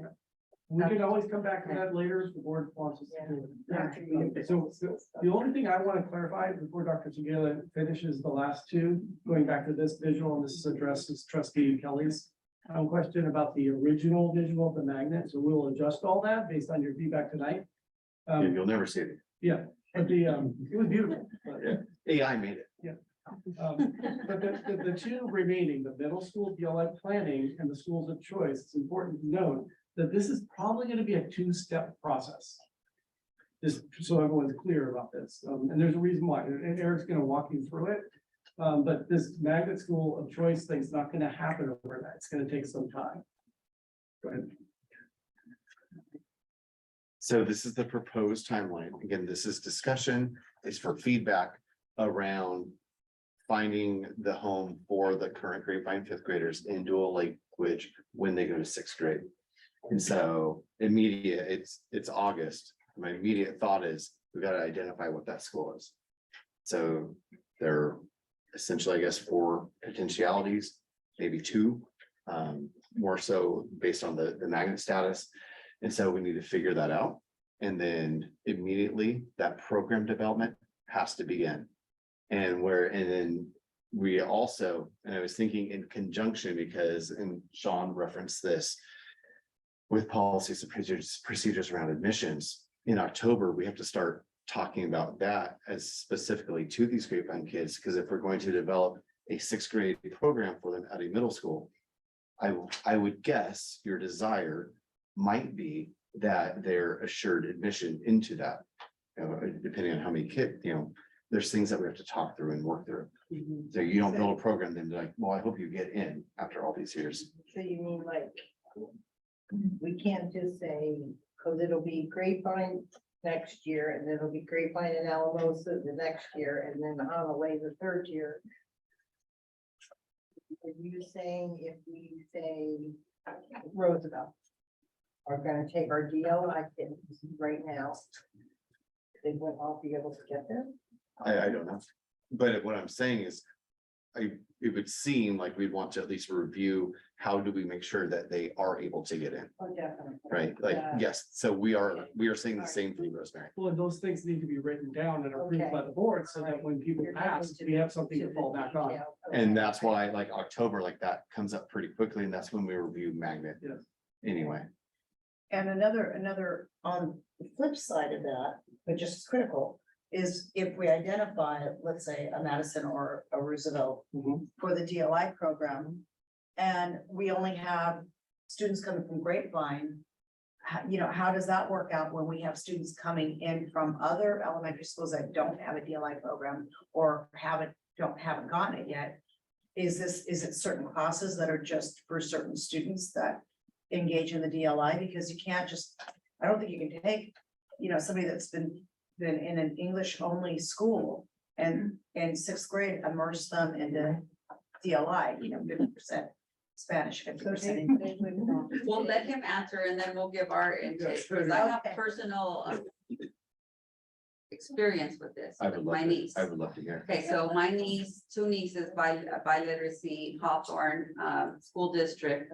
And it's Ramona Elementary, and then the middle school, Hawthorne Middle School, has a track My for brother's with DLI. And so it's not the whole school. And they take enrichment classes, like they take 2 classes to maintain the Spanish in middle school, but it's not the whole school. But it's not to say that there isn't a middle school that has all languages, i.e. Nestor, I don't know. That's but for them, it's just like 2 core classes to maintain the target language. Mhm. And we're gonna have to work closely with Rafa and his department. Yeah. I think we're gonna have to do research, really look into what those other models are, and not just presume that because we thought of something, that's the best model to follow. I think we really need to expose ourselves. One of the beliefs in the science community around creativity is that, we don't just wake up with magical thoughts. We wake up with magical thoughts because we're exposed to a broad range of things, and then our brain is able to take 2 separate things and create a novel thought because of it. And then the other thing is actually the 2 sisters. So one only had dual immersion from K to 5th. She's a lawyer now, right? She graduated by literacy. And then her younger sister, Sophie, is in middle school. And so at that time, Ramona, the DLI had not been expanded to middle school, right? But she's still biliterate, the one that didn't get it in middle school. So I mean, I think there's different pathways to maintain it. And different models that we could look at. Trustee Vargas, you wanted to say something also? I mean, where's Rafa when you need him? Yeah. Sometimes we keep him until midnight and like, he's not here today, but anyhow. I was talking to Rosemary, like, I think we have 60 students more or less. Yeah, how many are in the 5th grade, DOI? That will matriculate, I can get you the exact number, but it's 1. So it's Just one? two groups, because it's, Two groups. so it's somewhere in the range of 56 to 58. I can get you exact numbers, and then as I get smaller.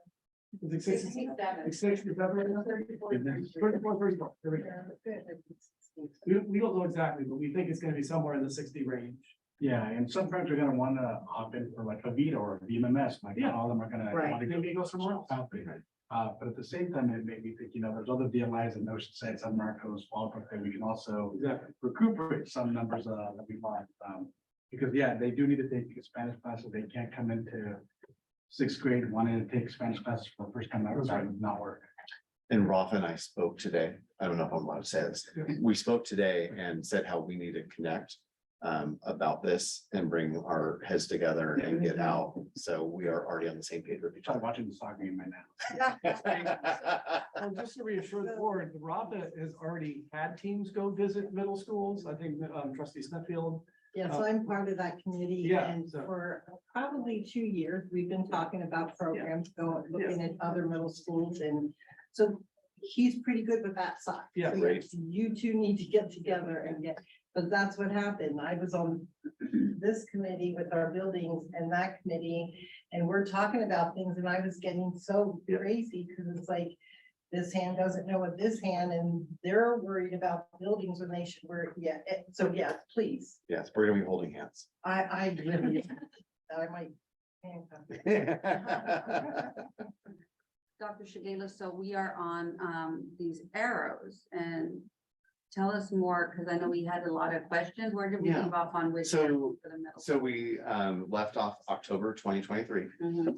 And so then once we know a location, once program development is in place, once we have answers for the parents around how we're going to assure that these spaces are available for your kids, then we can begin a wider communication plan. And all this, it came up in Dr. Losher's presentation. Everything has to be nailed down for this in December, because everything, they start making decisions when we come back from winter break in January about where they're gonna send their children in middle school. Which middle school now is the school to which grapevine You students? go to both, Matriculate. send half to Madison it's and about half to Roosevelt. Mhm. Is there a possibility of including like a heritage language program for biliterate people already? That there are some people that are just biliterate, I don't know, by the grace of God, without instruction, to incorporate them with these students in some So way, they- shape or They form. did talk about that in the program, and Roth's part, I'm sorry, I'm. No, butting in please, here. please. And there is guidelines of their and tests that they would take to make sure that they have the foundation, everything to go in at a later time. Mhm. So yes. This is a very informed board. Heritage language, Yeah, it's so it's There's a process. really important. Yeah. Yeah. But, okay, we're in October, November. November. So that concludes this slide. We have plans the next month or so. We'll bring back to you after Eric and Rafa put their head together, a little bit more detail around this plan, but it sounds like the consensus we're getting from the board is move forward, post haste on this, start getting things done. We'll bring information back to you as we develop that information. I'll just look to our president. Is that the feedback we're getting from all of you? I We've believe- captured your questions and we'll follow. And the third slide, That's the last one. that's next to the last slide, okay. It's a separate topic. They could be related, but it is a separate topic on purpose because it could go in different areas. Oh, So, got it. let me start and I'm gonna hand it back to Dr. Shkela. He's the expert, but I do want to draw the connection. And again, we're just asking for feedback. You might want us to do it differently. So we just finished the conversation about the most immediate need, which are literally fifth graders next week, going through their final year and matriculating. We need to address that. That's a short-term solution that could then, at some point in the future, become part of the longer-term solution, right? And so I asked Dr. Shigela to put together a third option, which is the first initial steps of the longer-term permanent solution. So that I wanted to draw those two connections. So regardless of the feedback you give us on this slide, the previous slide we have to do because we have fifth graders. Is everyone following me on that? Mhm. So this is the longer term, potentially more permanent solution.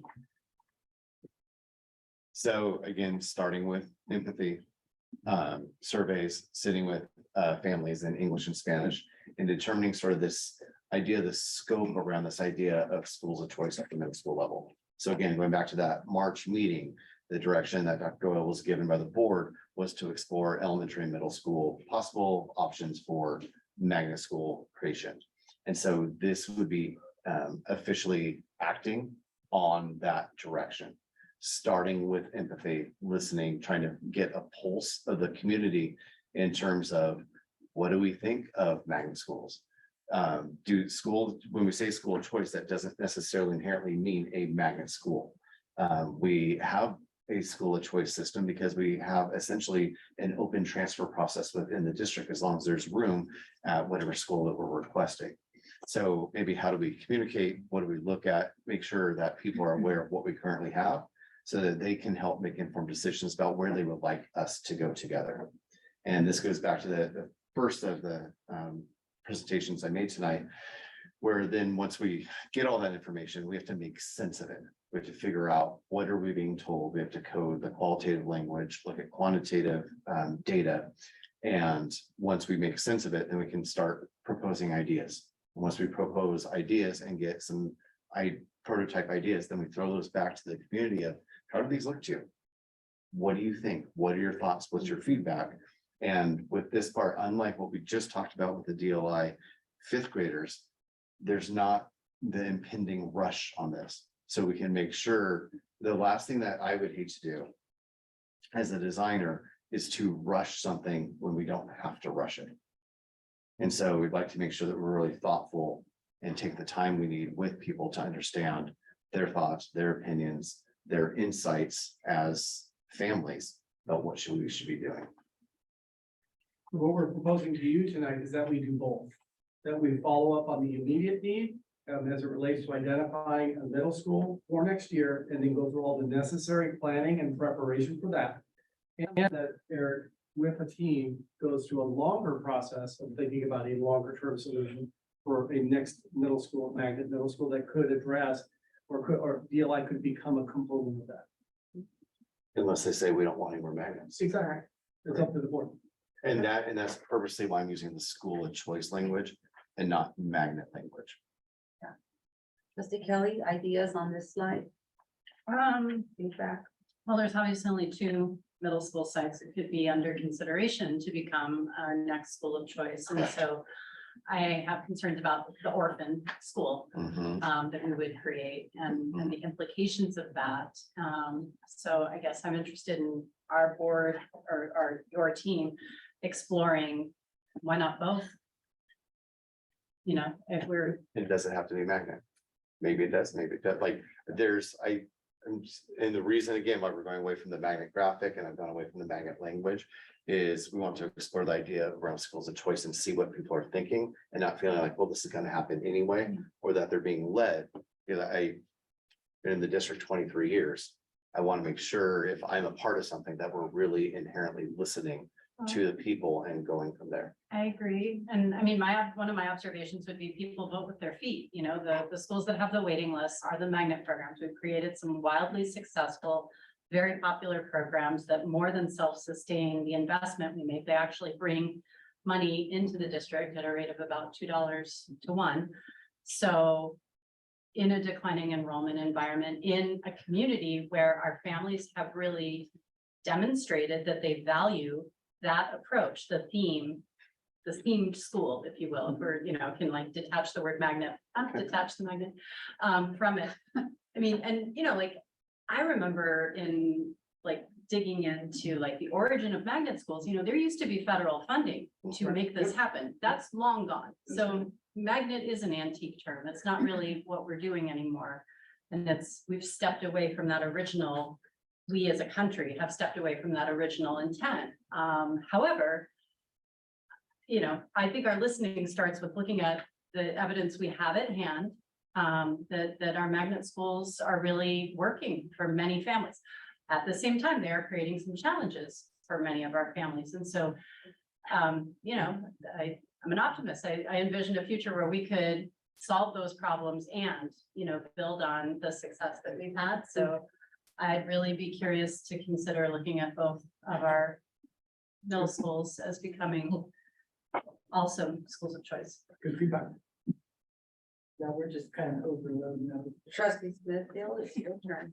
My third day on the job is great. Because there's 3 slides and this is really an important thing. We're taking notes, so we're keeping up. I want to just trust him to know if it's too much at this point, or, you know, if you have to, yeah, like, don't do them simultaneously, you could just do what you have to first, like you want to, slow and good and thorough, and then Yeah, I I don't wanna feel, rush you and make you feel like I have to get all this done, and then we do what sometimes we did in this district. that- and the middle school's been the bottleneck.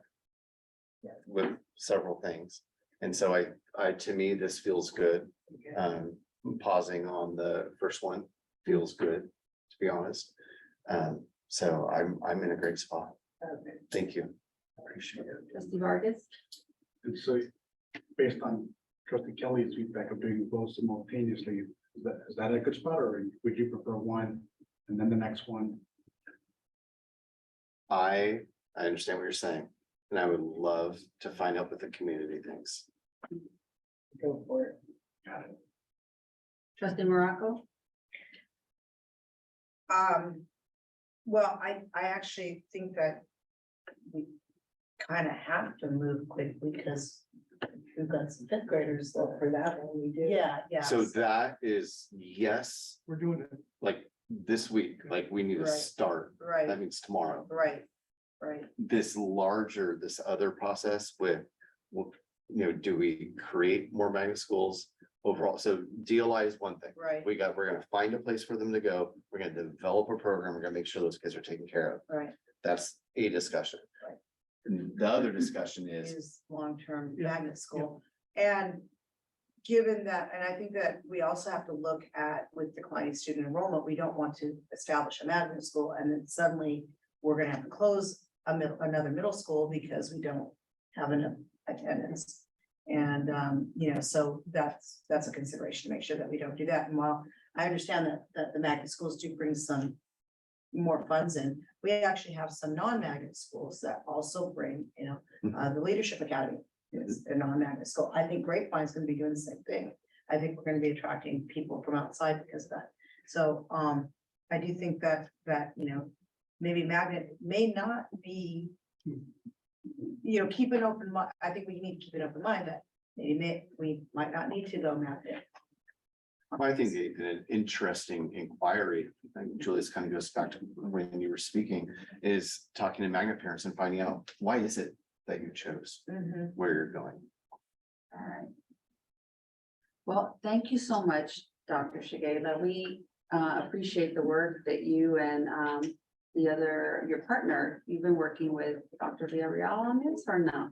Yeah, so we worked in the spring together, Okay. and then when this position came about. Oh, No. no, oh. Flying it's solo. the He'll still be involved. Oh. Yeah, he's a great. Okay, Point of order, I think there's one more slide. Did you? No, we did That was that feedback. slide. That was a The feedback process. slide. Well, there is a slide with a squiggly line on it. Yeah. I can show you that. I'd love to show that. It's a great slide, and what it does is help highlight and I think we're feeling it. The design process where it feels like this, where it's not clear, it's a little uncertain, unsure. But the reason why I want to talk about that is when you follow like really good design principles, that's natural, and then we get to the outcome that's best for everyone. So like when some of your questions, when Cipriano, you just asked that question, I'm like, I'd love for the community to like inform us about that. That is, I would love to stay. I have opinions. I have things in my head, but I don't want that bias to lead a process that's for our kids. Messy. All right.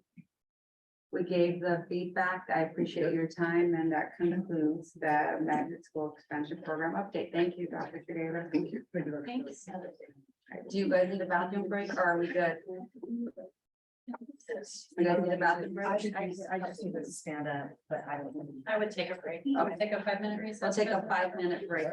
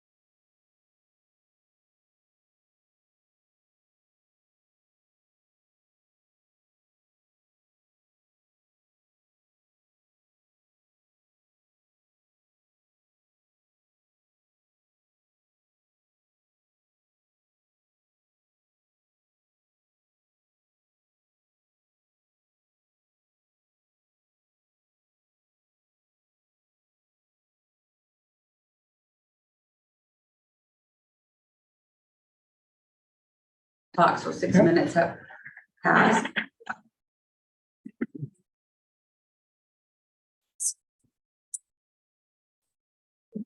Get situated. Thank you for being. Just one degree. And, we have, I know. A blanket. I don't need one, I don't need a blanket. I have a One degree, blanket. 1 degree. So. All right, so the next item on the agenda is 9C, Measure LL Facilities Bond Micro Workshop, Dr. Loescher. Right, so I want to thank Sean and the team. This is a really short presentation. We only have one item. But I did ask Grace to put some pictures in because we wanted for the record to show the amazing progress. Take it away, Dr. Yes, absolutely. And I apologize to the board that the pictures you're going to see are no longer accurate. That's how much progress they're making on a day-to-day basis. And Grace will be walking you through each of those titles. Oh, he's gonna do it. I'll go ahead and do it. We're gonna save Amy's name. Let's see if you can do that. Yeah, we're gonna see what happens when operations speaks the language of money. Just a quick overview, and we hope to be brief on these matters this evening. What you're looking at is a change in our financial projections. We have a $3 million difference in commitments. 2.1 of that is the budget change for Vista Magnet Middle School. 700,000 represents Bovier, and 400,000 represents Renal Clark's change back in May. There's also $9 million in actuals that have changed. $6 million in Vista High School, $1 million in RBV CTE. 1 million in Vista Magnet Middle School, 700,000 is at Bovier, and then 300,000 in admin costs. So this is all anticipated based upon previous board decisions and discussions. Any questions about this slide? Okay. We're going to go ahead and ask Grace to come forward. She's going to walk us through. You only have one action item this evening. It is on consent agenda. It's regarding a change in the contract amount for Vista Magnet Middle School for our inspection services.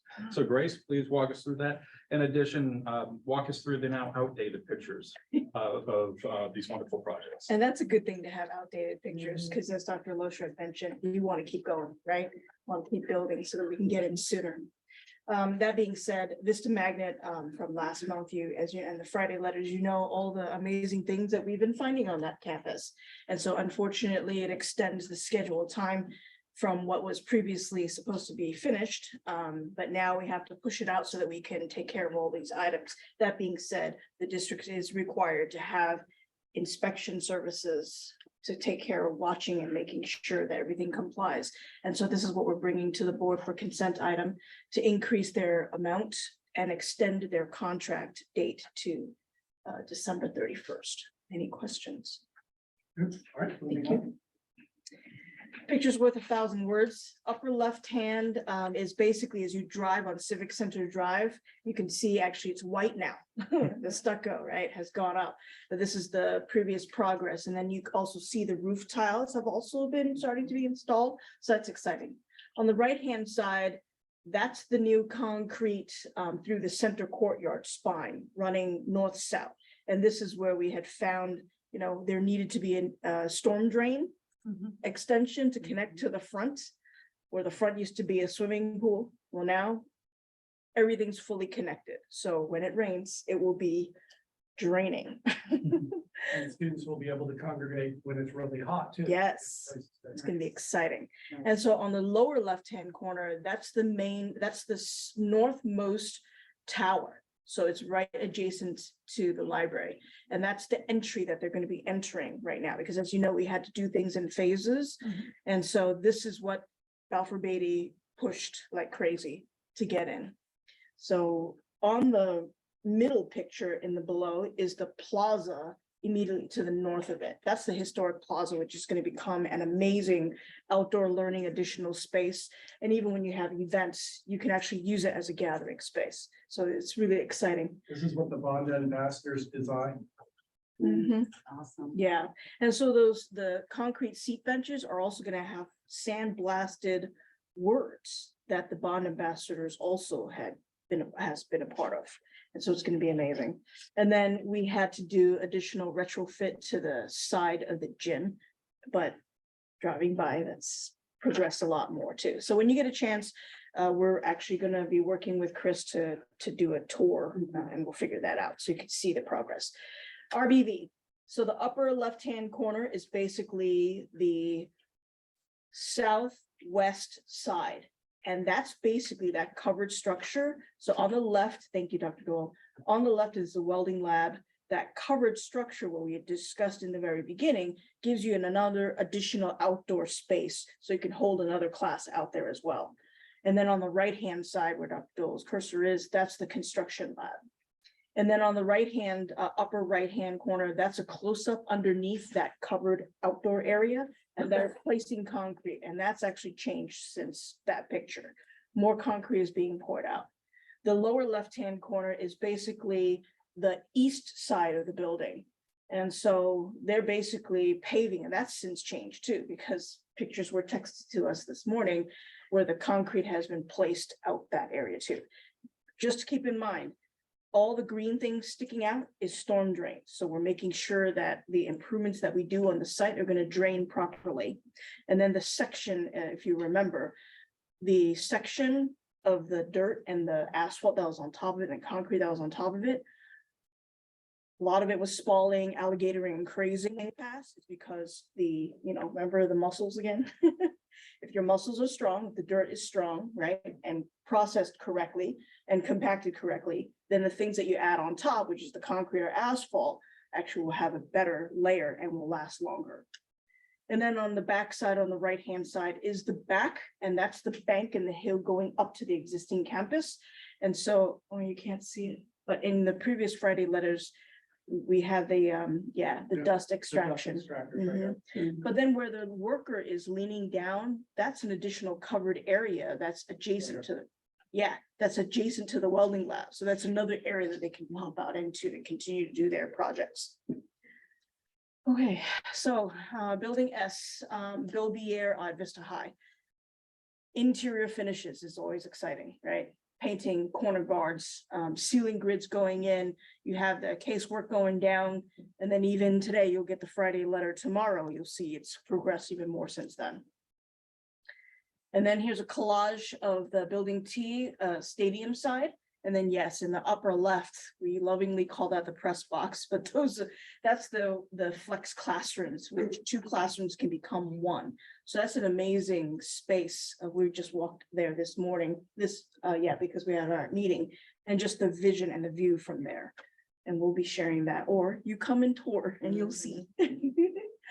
And as you can see, we're progressively installing the concrete deck. And as we install the floor decks, we're following soon thereafter with the framing of the interior walls. And then the first floor weight room also, that's changed since then. And the Friday letter, you'll see we started framing also as well. And then the 3rd floor, that's exciting when you have 3rd floor upper level that is poured. This is the press box right you're looking at. Yep, yes. Mhm. Pretty nice. Yes. So consent item is basically the increase to the inspector of record services for Vista Magnet. Any questions? Trustee Smithfield? Nope, I'm good. Trustee Vargas? I have a question on the Measure L. It's more on like we had allocated funds for Vita. Those are from hold. So with Vita Sewer? Yeah. We'll bring that back to you. We'll bring you an update in the next micro. Perfect, thank you. Trustee Barako? Really exciting stuff. Really exciting. Can't wait. Trustee Kelly? On the financials, I just wanted to ask, and I'm sure we've gone over I this can go back to. previously. It's related to the balance remaining on our commitment for Beaumont and replacing demo and relocatable classrooms. Amy? Do you want to answer from there? You probably answer from there if you don't want to walk around. I'll walk and talk. Okay. You heard the question, or do you want to? Well, I heard the beginning of the question. I didn't. I was inquiring about the line item for Beaumont, where we have a balance remaining on the commitment of $305,000. And, now I just think I'm wondering, like, is that money we have the option of not spending now that we've decided to take the recommendation of the Asset Management Committee and consolidate? Yeah, I can go back with the accountant and make sure that all of the invoices have been paid. And then we can close out those purchase orders, and then it'll reduce the commitments to free up those dollars. And then actually, since you're here, thank you. What we've spent already was, when we were pursuing the bigger project, and that's what we The spent to architect get to and the the- point of knowing what we were dealing with. Correct. We're actually after the last meeting where we got to a date and a timeline. We're now in the process of notifying the architect and the contractor that was part of that, that the school will be consolidated and that will end officially their involvement in that project. And then after that, typically you'll see the amount of money be consolidated and then brought back to the board for consideration for how that would be allocated. Thank you. All right, thank you so much, Dr. Lothar. All right. Number 10, consent calendar. All matters listed on the consent calendar are considered by the board to be routine and will be enacted by the board in one motion in the form listed below.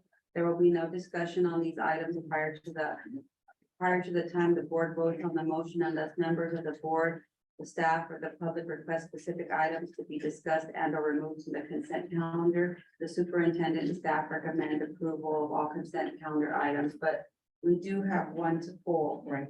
We're gonna pull 14G. And I want to make one statement before Yes, you go guys ahead. start. So at a previous meeting, the structure we had in place was that all second readings for all of our board policies were action items. And the feedback you had given us last time was to move them to consent. So this is the first time we've done it, so it's my obligation to inform all of you that under 14D, E, and F, this is the first time we're adding second reading there. You absolutely can do that. In the event that a board member has a question, you would pull that item like you would pull any other item. Hand it back to the president. All right. So can I get a motion to approve the consent calendar, pulling 14D minus 14D? So Moved by trustee Morocco, seconded by trustee Kelly. All in favor of approving the consent calendar with the aforementioned change, say aye. Aye. Any opposed? The motion carries. Didn't we have a poll card on one of these? Yeah, we- items? We just pulled it. We had. Oh, that's one. Yep. Oh, I thought you said. Okay, never G. mind. 14G. I'm wrong. 14G. So now 14G. Is G pulled? G. Out of district travel, that's a new G. one. All right, so we have a speaker on 14G, Sue Martin. Good evening again. I am looking at this overnight approval and out-of-state travel. And I only have the one question with regard to the $400,000 for the MTSS training. And I'm assuming that this was put in as the last statement, as appropriate training sessions and meetings shall be held within the district site. Can anyone confirm to me that that $400 will not be spent on MTSS training out there and will now be returned to the district funds? Wait, we don't have to, it's not typical for us to answer That's true. public comments. You're right, my fault. I apologize. Where would I go to get that information? So during any public comments, it is not standard procedure for the board to engage in dialogue with anyone who comes to address the board. If board trustees have a point of clarification or a question, they may, but that's not what we do in our board bylaws. We don't answer people coming to speak on anything on the agenda during the meeting, ma'am. Even though this was brought up 2 months ago and I asked about it again last month, where would I find an answer to that? If not from the board? Ma'am, it's not typical. We can have Dr. Doyle follow up with you, but that's just not the way we run the board meeting. So it's a process issue. It's our governance. That's what we do. Okay, all right, thank you. So can we need a motion in a second and then we can have discussion. So, For that one. yeah. Well, I would like to know the answer to that too. Okay, so make a motion, get a second, and there's discussion, and then trustees can ask questions. Trustees can.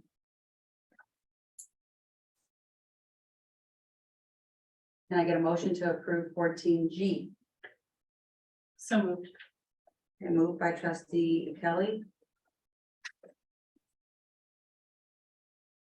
Second. seconded by trustee Vargas. Now the discussion, so you went first.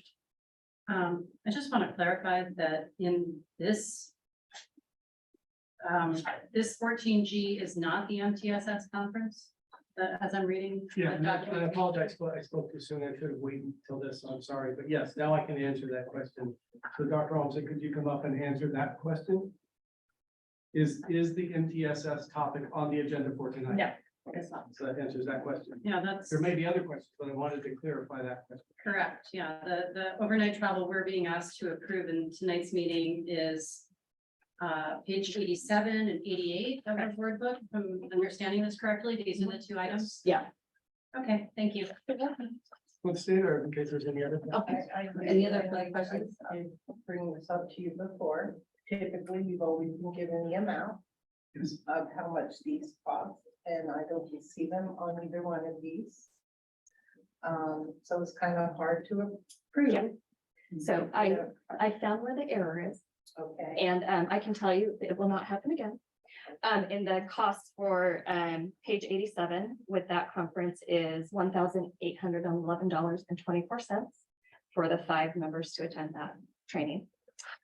The second one on page 88 is $3,177 for those employees to attend that training. And moving forward, you will always have those costs on there. How many employees was the second one? The second one is 3.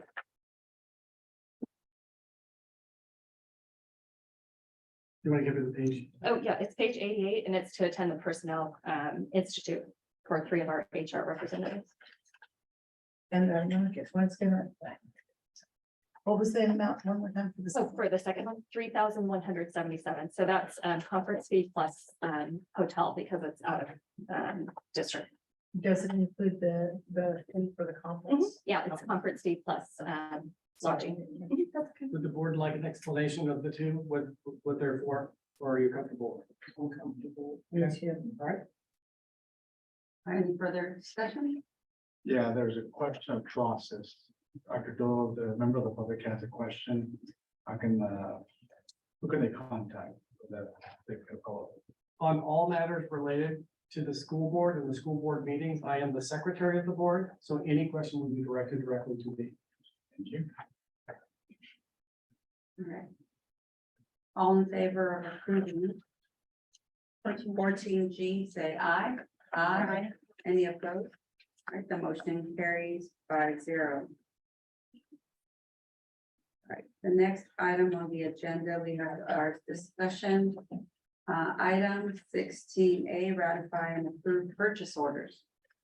I make a motion that we approve purchase orders. Item, what did we just say? 16A. Second, I second the motion. Any discussion, trustee Kelly? No, not for me, thanks. Okay, trustee down there. Okay, all in favor of approving 16A, say aye. Aye. Any opposed? Any abstention? The motion carries 4-0 with 1 abstention by trustee Morocco.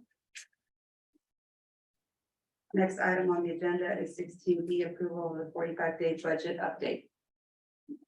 Good evening, board. Tonight I'll be providing the highlights of our 45-day budget. This will be a very brief presentation as Dr. Doyle gets to the next slide.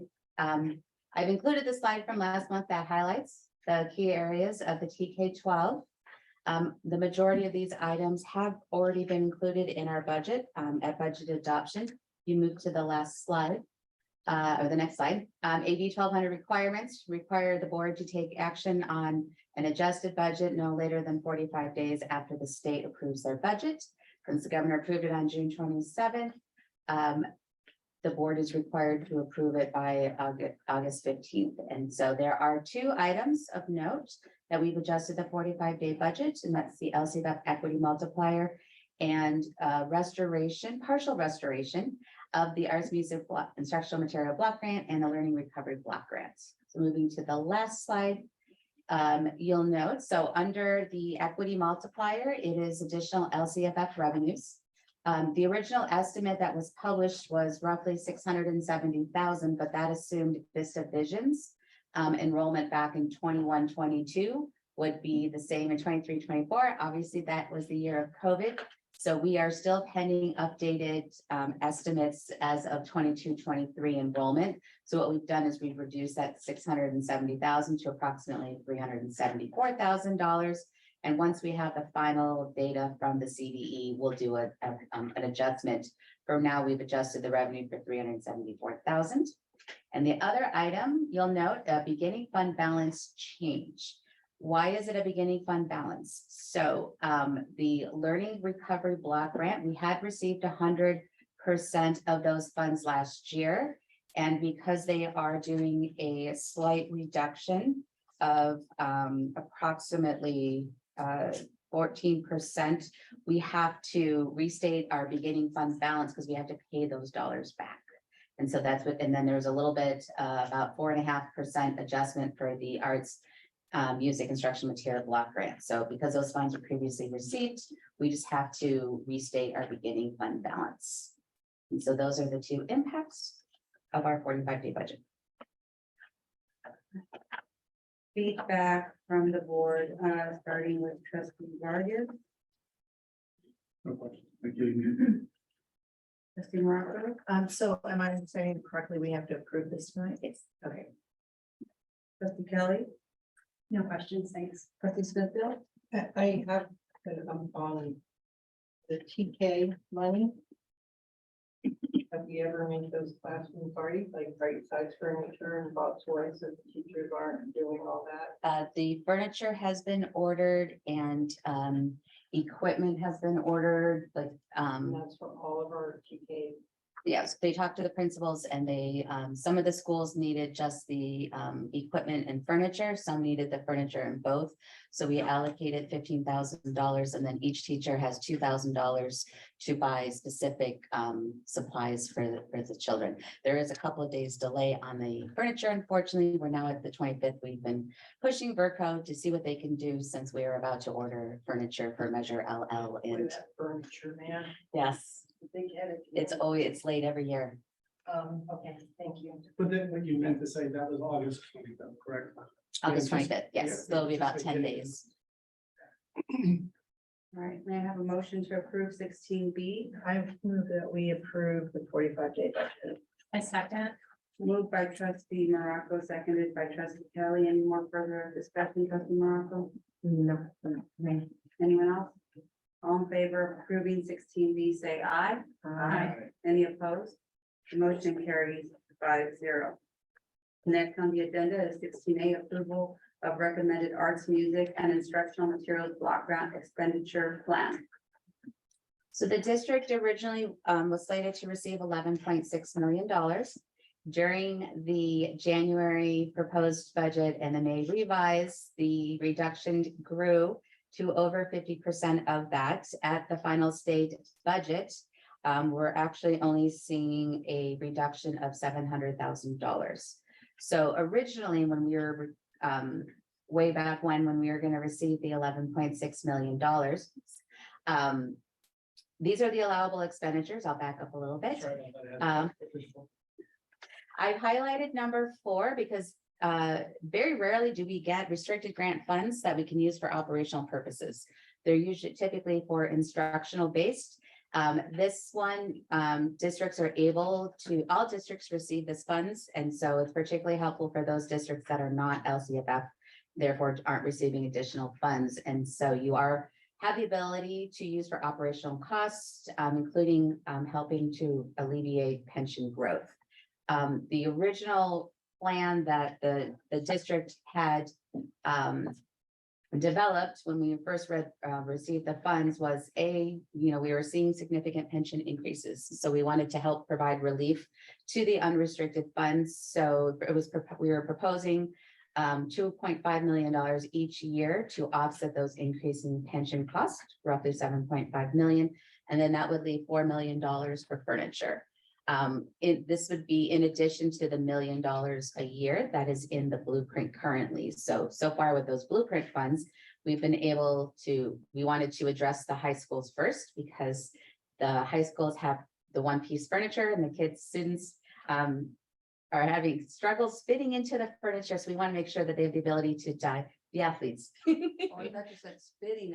Fitting. Oh, fitting those the one-piece unit. So going through RBV and Vista High, we've been able to address the two schools. We're finalizing those orders now, and then we would address any rooms that are needed at Mission Vista High School. Mission Vista is the newest school, so they do not have some of the more archaic style furniture. And then our goal was to do elementary and middle school with these funds. And so the recommended plan, now that we have most of those funds have been restored, and we're looking at $10.9 million of the 11.6, we're recommending that we continue that plan to do the 3 years of pension relief for unrestricted budget, and then using the remaining funds to refresh elementary and middle schools. And we would want to address the oldest schools first and then work our way to the newest schools. Trustee Morocco? Feedback? Nope. Trustee Kelly? No, thanks. Trustee Smithfield? So we're using our arts and music. Instruction material block, yes. This is separate from the Prop 28 funds that are also for arts and music. Trustee Vargas? I know we set aside money for bands, instruments, uniforms. We actually increased it for this year. Out of the supplemental concentration Do funds. we have enough? Well, I think so I think the simple answer is probably not. But what we've done, this is our third year of focusing additional funding on band. I did just speak with the band director today, interestingly, and they're comfortable with where they are, but it will probably take one more year to get us to caught up. But I think we have a good plan in place for them getting caught up with their instruments. And there's two levels the instrument meets for our newer board members. One is repairing instruments that are broken, and the other is replacing instruments that are so old that it's not worth repairing anymore. So there's really two levels. And some of these instruments are $3,000, $4,000, $5,000 instruments. And then my next question is, on some of these elementary and middle schools, is the furniture good enough, but it doesn't need to be replaced in the next 3 years? The first step that we would do would be to assess all of the schools, and we may not need to replace every classroom, every school. So there could be funds left over, or we may not have enough. So that would be something that we would need to take into account is what does it actually cost to replace everyone, and do we have enough funds? Some of the newer schools have newer furniture that may not need to be replaced, like the Mission Vista might have select pieces and not necessarily all of the classrooms. We can bring it back to the board an elementary plan for it, and after we do the analysis of which schools are best candidates for that. Okay, because I'm, not connecting the questions. If there is extra funding, then I would prefer give schools the option to use it for instrument. They don't need furniture.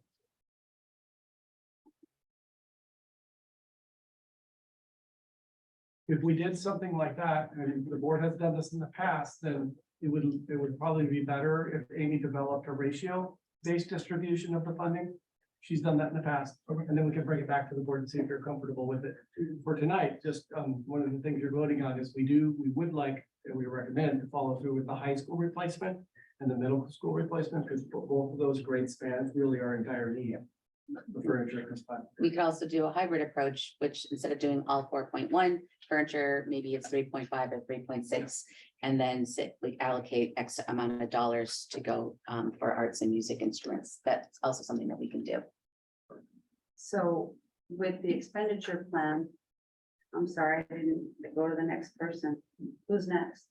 I'll say that. Okay, so it's me, I'm next? Yeah. So with our portraits, our learner portraits, you know, it envisions school and the system looking different than what it was before. And so the traditional kind of single desk doesn't always lend itself to most like collaborative type of work. And so I think that we ought to really look at the school side, that we really want to have a system that supports the portrait of our learner. And, you know, having rows of single desks don't necessarily do that. So that's just my 2 cents on furniture. But going back to what Trustee Vargas said, so what I heard you say, and I don't know if we need consensus on this, is you think that we should give every school choice on how to allocate this if it's prorated, right, Trustee Vargas?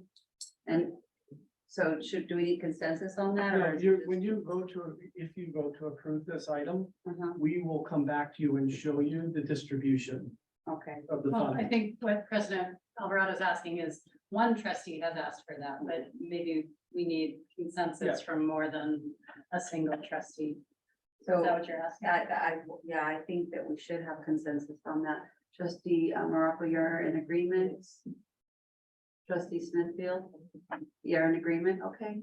Trustee Kelly? Yes, and to the point you made about aligning our classrooms with our learner Yes. and adult portraits, wouldn't there be something in our long range facilities master plan that we would, you know, look at in terms of recommendations for those materials? And I mean, I think some of that work, because, We actually have an answer for you if you'd like us to give you the answer. well, I'm sure it's in there. Like, Yeah. just want to Yeah. thumbs up that we Yeah, so- we don't have to Furniture's in reinvent the there. wheel So on Dr. this. Losher and Dr. Olmsted have worked together on this. They both have a role in it, but I'm sure Dr. Losher could explain it. So right now, we are finalizing what's called the standardized list. It's of all material furnishings for all school sites, everything from door handles and door types right down to furniture options. Mhm. So that way we have that in place, and it's driven by what are the learning outcomes that we want for students. So all of that is part of the long range facility master plan. Where you don't see it in the presentation is you saw the 490 some pages, right? That's in the 1,200 pages afterwards. Now, there is something Dr. Olmsted, you don't necessarily have to come up, just to address this question, because we've actually taken it a couple steps further than that. And Dr. Olmsted has engaged teachers in the process. of I don't thinking- think we've asked this question. to be I'm honest. sorry, state your. I think I'm following up I'm with your saying question. that, I don't think that this is a question that needs to be, I think we've asked and answered. Did you get the answer? that you No, needed? I'm listening to the second part of the Your answer. point is not well taken. Well, I'm just saying that we're Your going point on. is not well taken. Did you want me to give you that feedback? 'Cause I can Yes, stop I do. if you'd Thank like. you. So we engage teachers in giving us feedback about the types of furniture that they feel are necessary that would align to the learner portrait. We actually had that conversation and a process. I don't know if you want to explain that. Okay, so part of that process is our teachers on special assignment contact the vendors that have our furniture and set up 3 rooms at the VIP for a period of time where teams came in and looked at the different designs that they can do based on the furniture samples that we had in there. And so from there, then we created a form with different options for them to choose from, and they're using that form to drive how they're redesigning their classroom. And so this is the sole funding source for implementing that furniture into our Yes. classrooms? Yes, we do have the line item in the blueprint. There's roughly $1 million last year, and then the $1.5 million for this year that would be enough to address the high schools and maybe one of the middle schools, depending on what Mission Vista's final dollar amount is.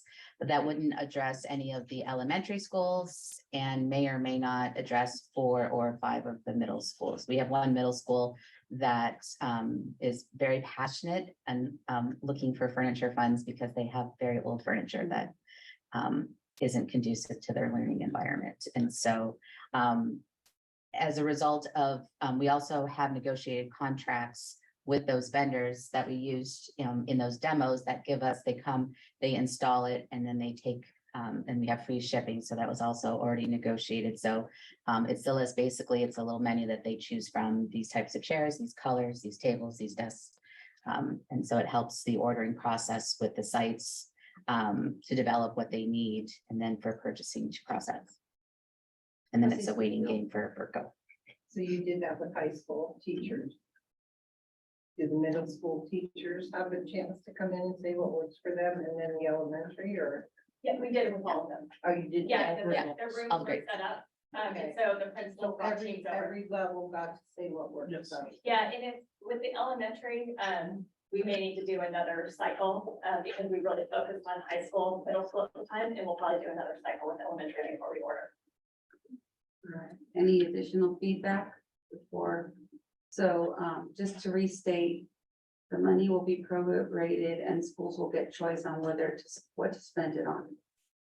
We will bring you back a prorated rated list so that you can see it. But we're gonna continue to allocate 2.5 million to offset our pension costs. Yes? Yes. Okay, all right, so. I move that we approve item 16C. So moved, Second. moved by trustee Morocco, seconded by trustee Kelly. All in favor of approving 16, please say aye. Any opposed? The motion carries 5-0.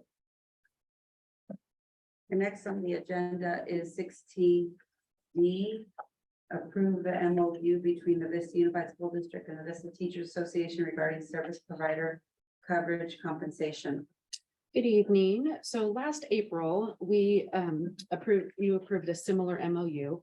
This provides hourly per diem for ed specialists that are supporting vacancies, leaves, as far as completing IEPs, assessments, and they will also support some of our vacancies for this year. So this extends that out through the summer for the entire year.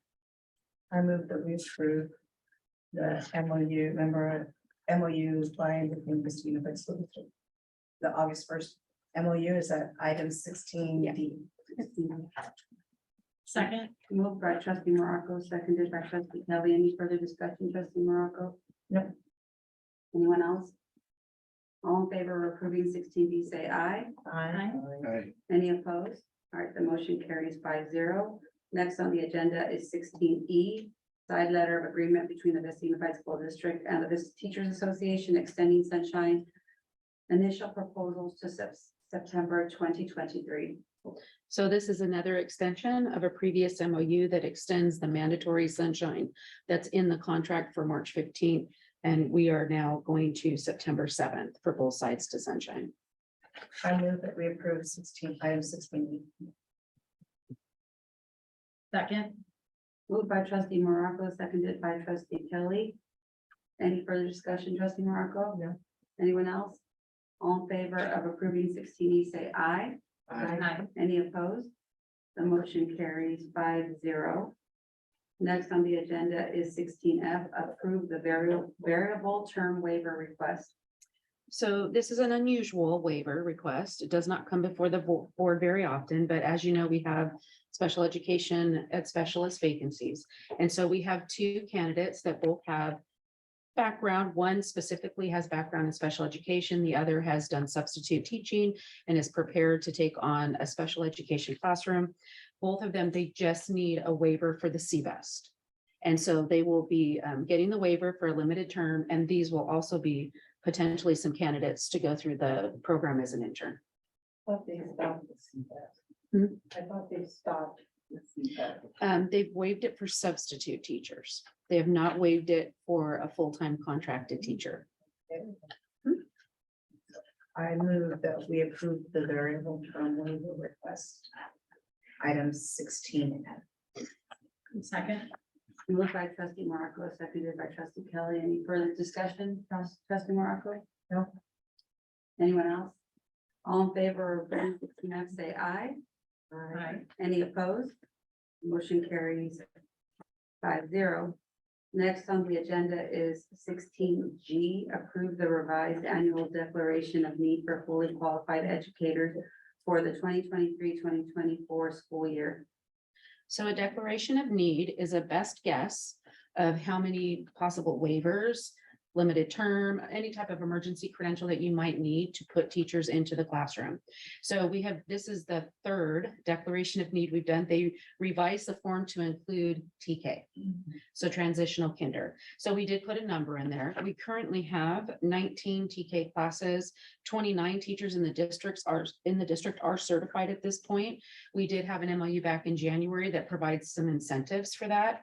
But they have extended the certification deadline till now 2025. So, but we did need to fill this out in K. The formality. I move that we approve item 16. Second. Moved by trustee Morocco, seconded by trustee Kelly. Any further discussion, trustee Morocco? There, I did have a quick question. And maybe I lost it because, no, actually, I think you answered it when you explained it. Okay. Anyone else? All right, all in favor of approving 16G, say aye. Aye. Any opposed? The motion carries 5-0. Next on the agenda is 16H. Approve the MOU between Vista Unified School District and the Vista Teachers Association regarding our hourly pay and class size for after and before school and Saturday programs. So this is another extension of an MOU that we had in place last year that provides a $60 hourly rate for our teachers that are working before, after school, or in Saturday programs to support our ELOP programs. I move that we approve the MOU between BT and USD, the after school, before school hourly pay. Second. Moved by trustee Morocco, seconded by trustee Kelly. Any further discussion, trustee Morocco? Nope. Trustee Smithfield? That's all. Yes, so in the contract, the class size is actually, I believe, 10. And so they've also adjusted, so basically this MOU is from the contract, but we've adjusted the class size to be at a higher, which aligns with ELOP, not necessarily in what's in the contract, which is 10. Because the idea is after school programs, not necessarily completely tutorials or academic, where the idea for the 10 to 1 was. I get it. I totally, but what is the size? It's right here, between 10 and 15 for elementary and 18 for DK-12. So actually, the contract says 10 and then 15 students for grades 6 through 12. So for this next school year, they can have up to 18. So with the increased hourly rate, we increased the class size so we could serve more students. Any other further questions about 16H? All in favor of approving 16H, say aye. Aye. Any opposed? The motion carries 5-0. Next on the agenda is 16I, approve the amendment to superintendent employee contract. Prior to taking final action on an employment agreement, the Brown Act requires the governing board to orally report a summary of a recommendation for the salaries, salary schedules, or compensation paid in the form of fringe benefits for local agency executives. The superintendent is a local agency executive, and a proposed contract amendment is before us this evening. The proposed amendment will extend the term of the superintendent's current agreement to June 30th, 2026. The amendment will also reflect the superintendent's annual salary has been increased to $310,000 effective July 1st, 2023. The amendment also clarifies that the superintendent will be eligible to continue receiving health benefits upon resignation or retirement. All other terms in the original employment agreement will remain unchanged. Can I get a motion to approve 16I? Yes, I make a motion to approve 16I. Aye, or second. Moved by trustee Kelly, seconded by trustee Vargas. Any further discussion, trustee Kelly? The board appreciates your commitment to the district, your expertise in leadership, and the great work that you're helping us accomplish for students. Anyone else? No, see no further discussion. I will call for the vote. All in favor of approving 16I, say aye. Aye. Any opposed? Any abstentions? The motion carries 5-0. And next on the agenda, well, there's no one, there's no continuation for 6A for presentation by community members. We're at 18A, request for future board agenda items or other business.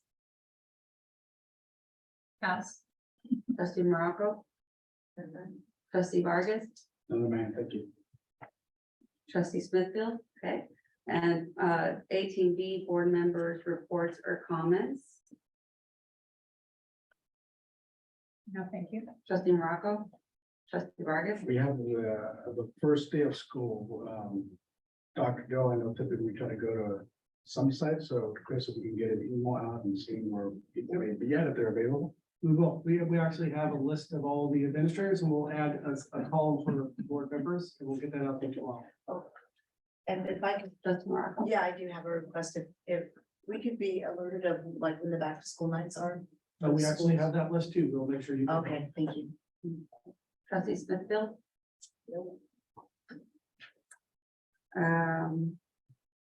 Seeing no more further reports or comments, we'll move on. I guess reflections. Any reflections, 16C? No reflections, all right. So 18D, the next regular board meeting is September 7th, 2023. And I will adjourn this meeting at 9:46 p.m.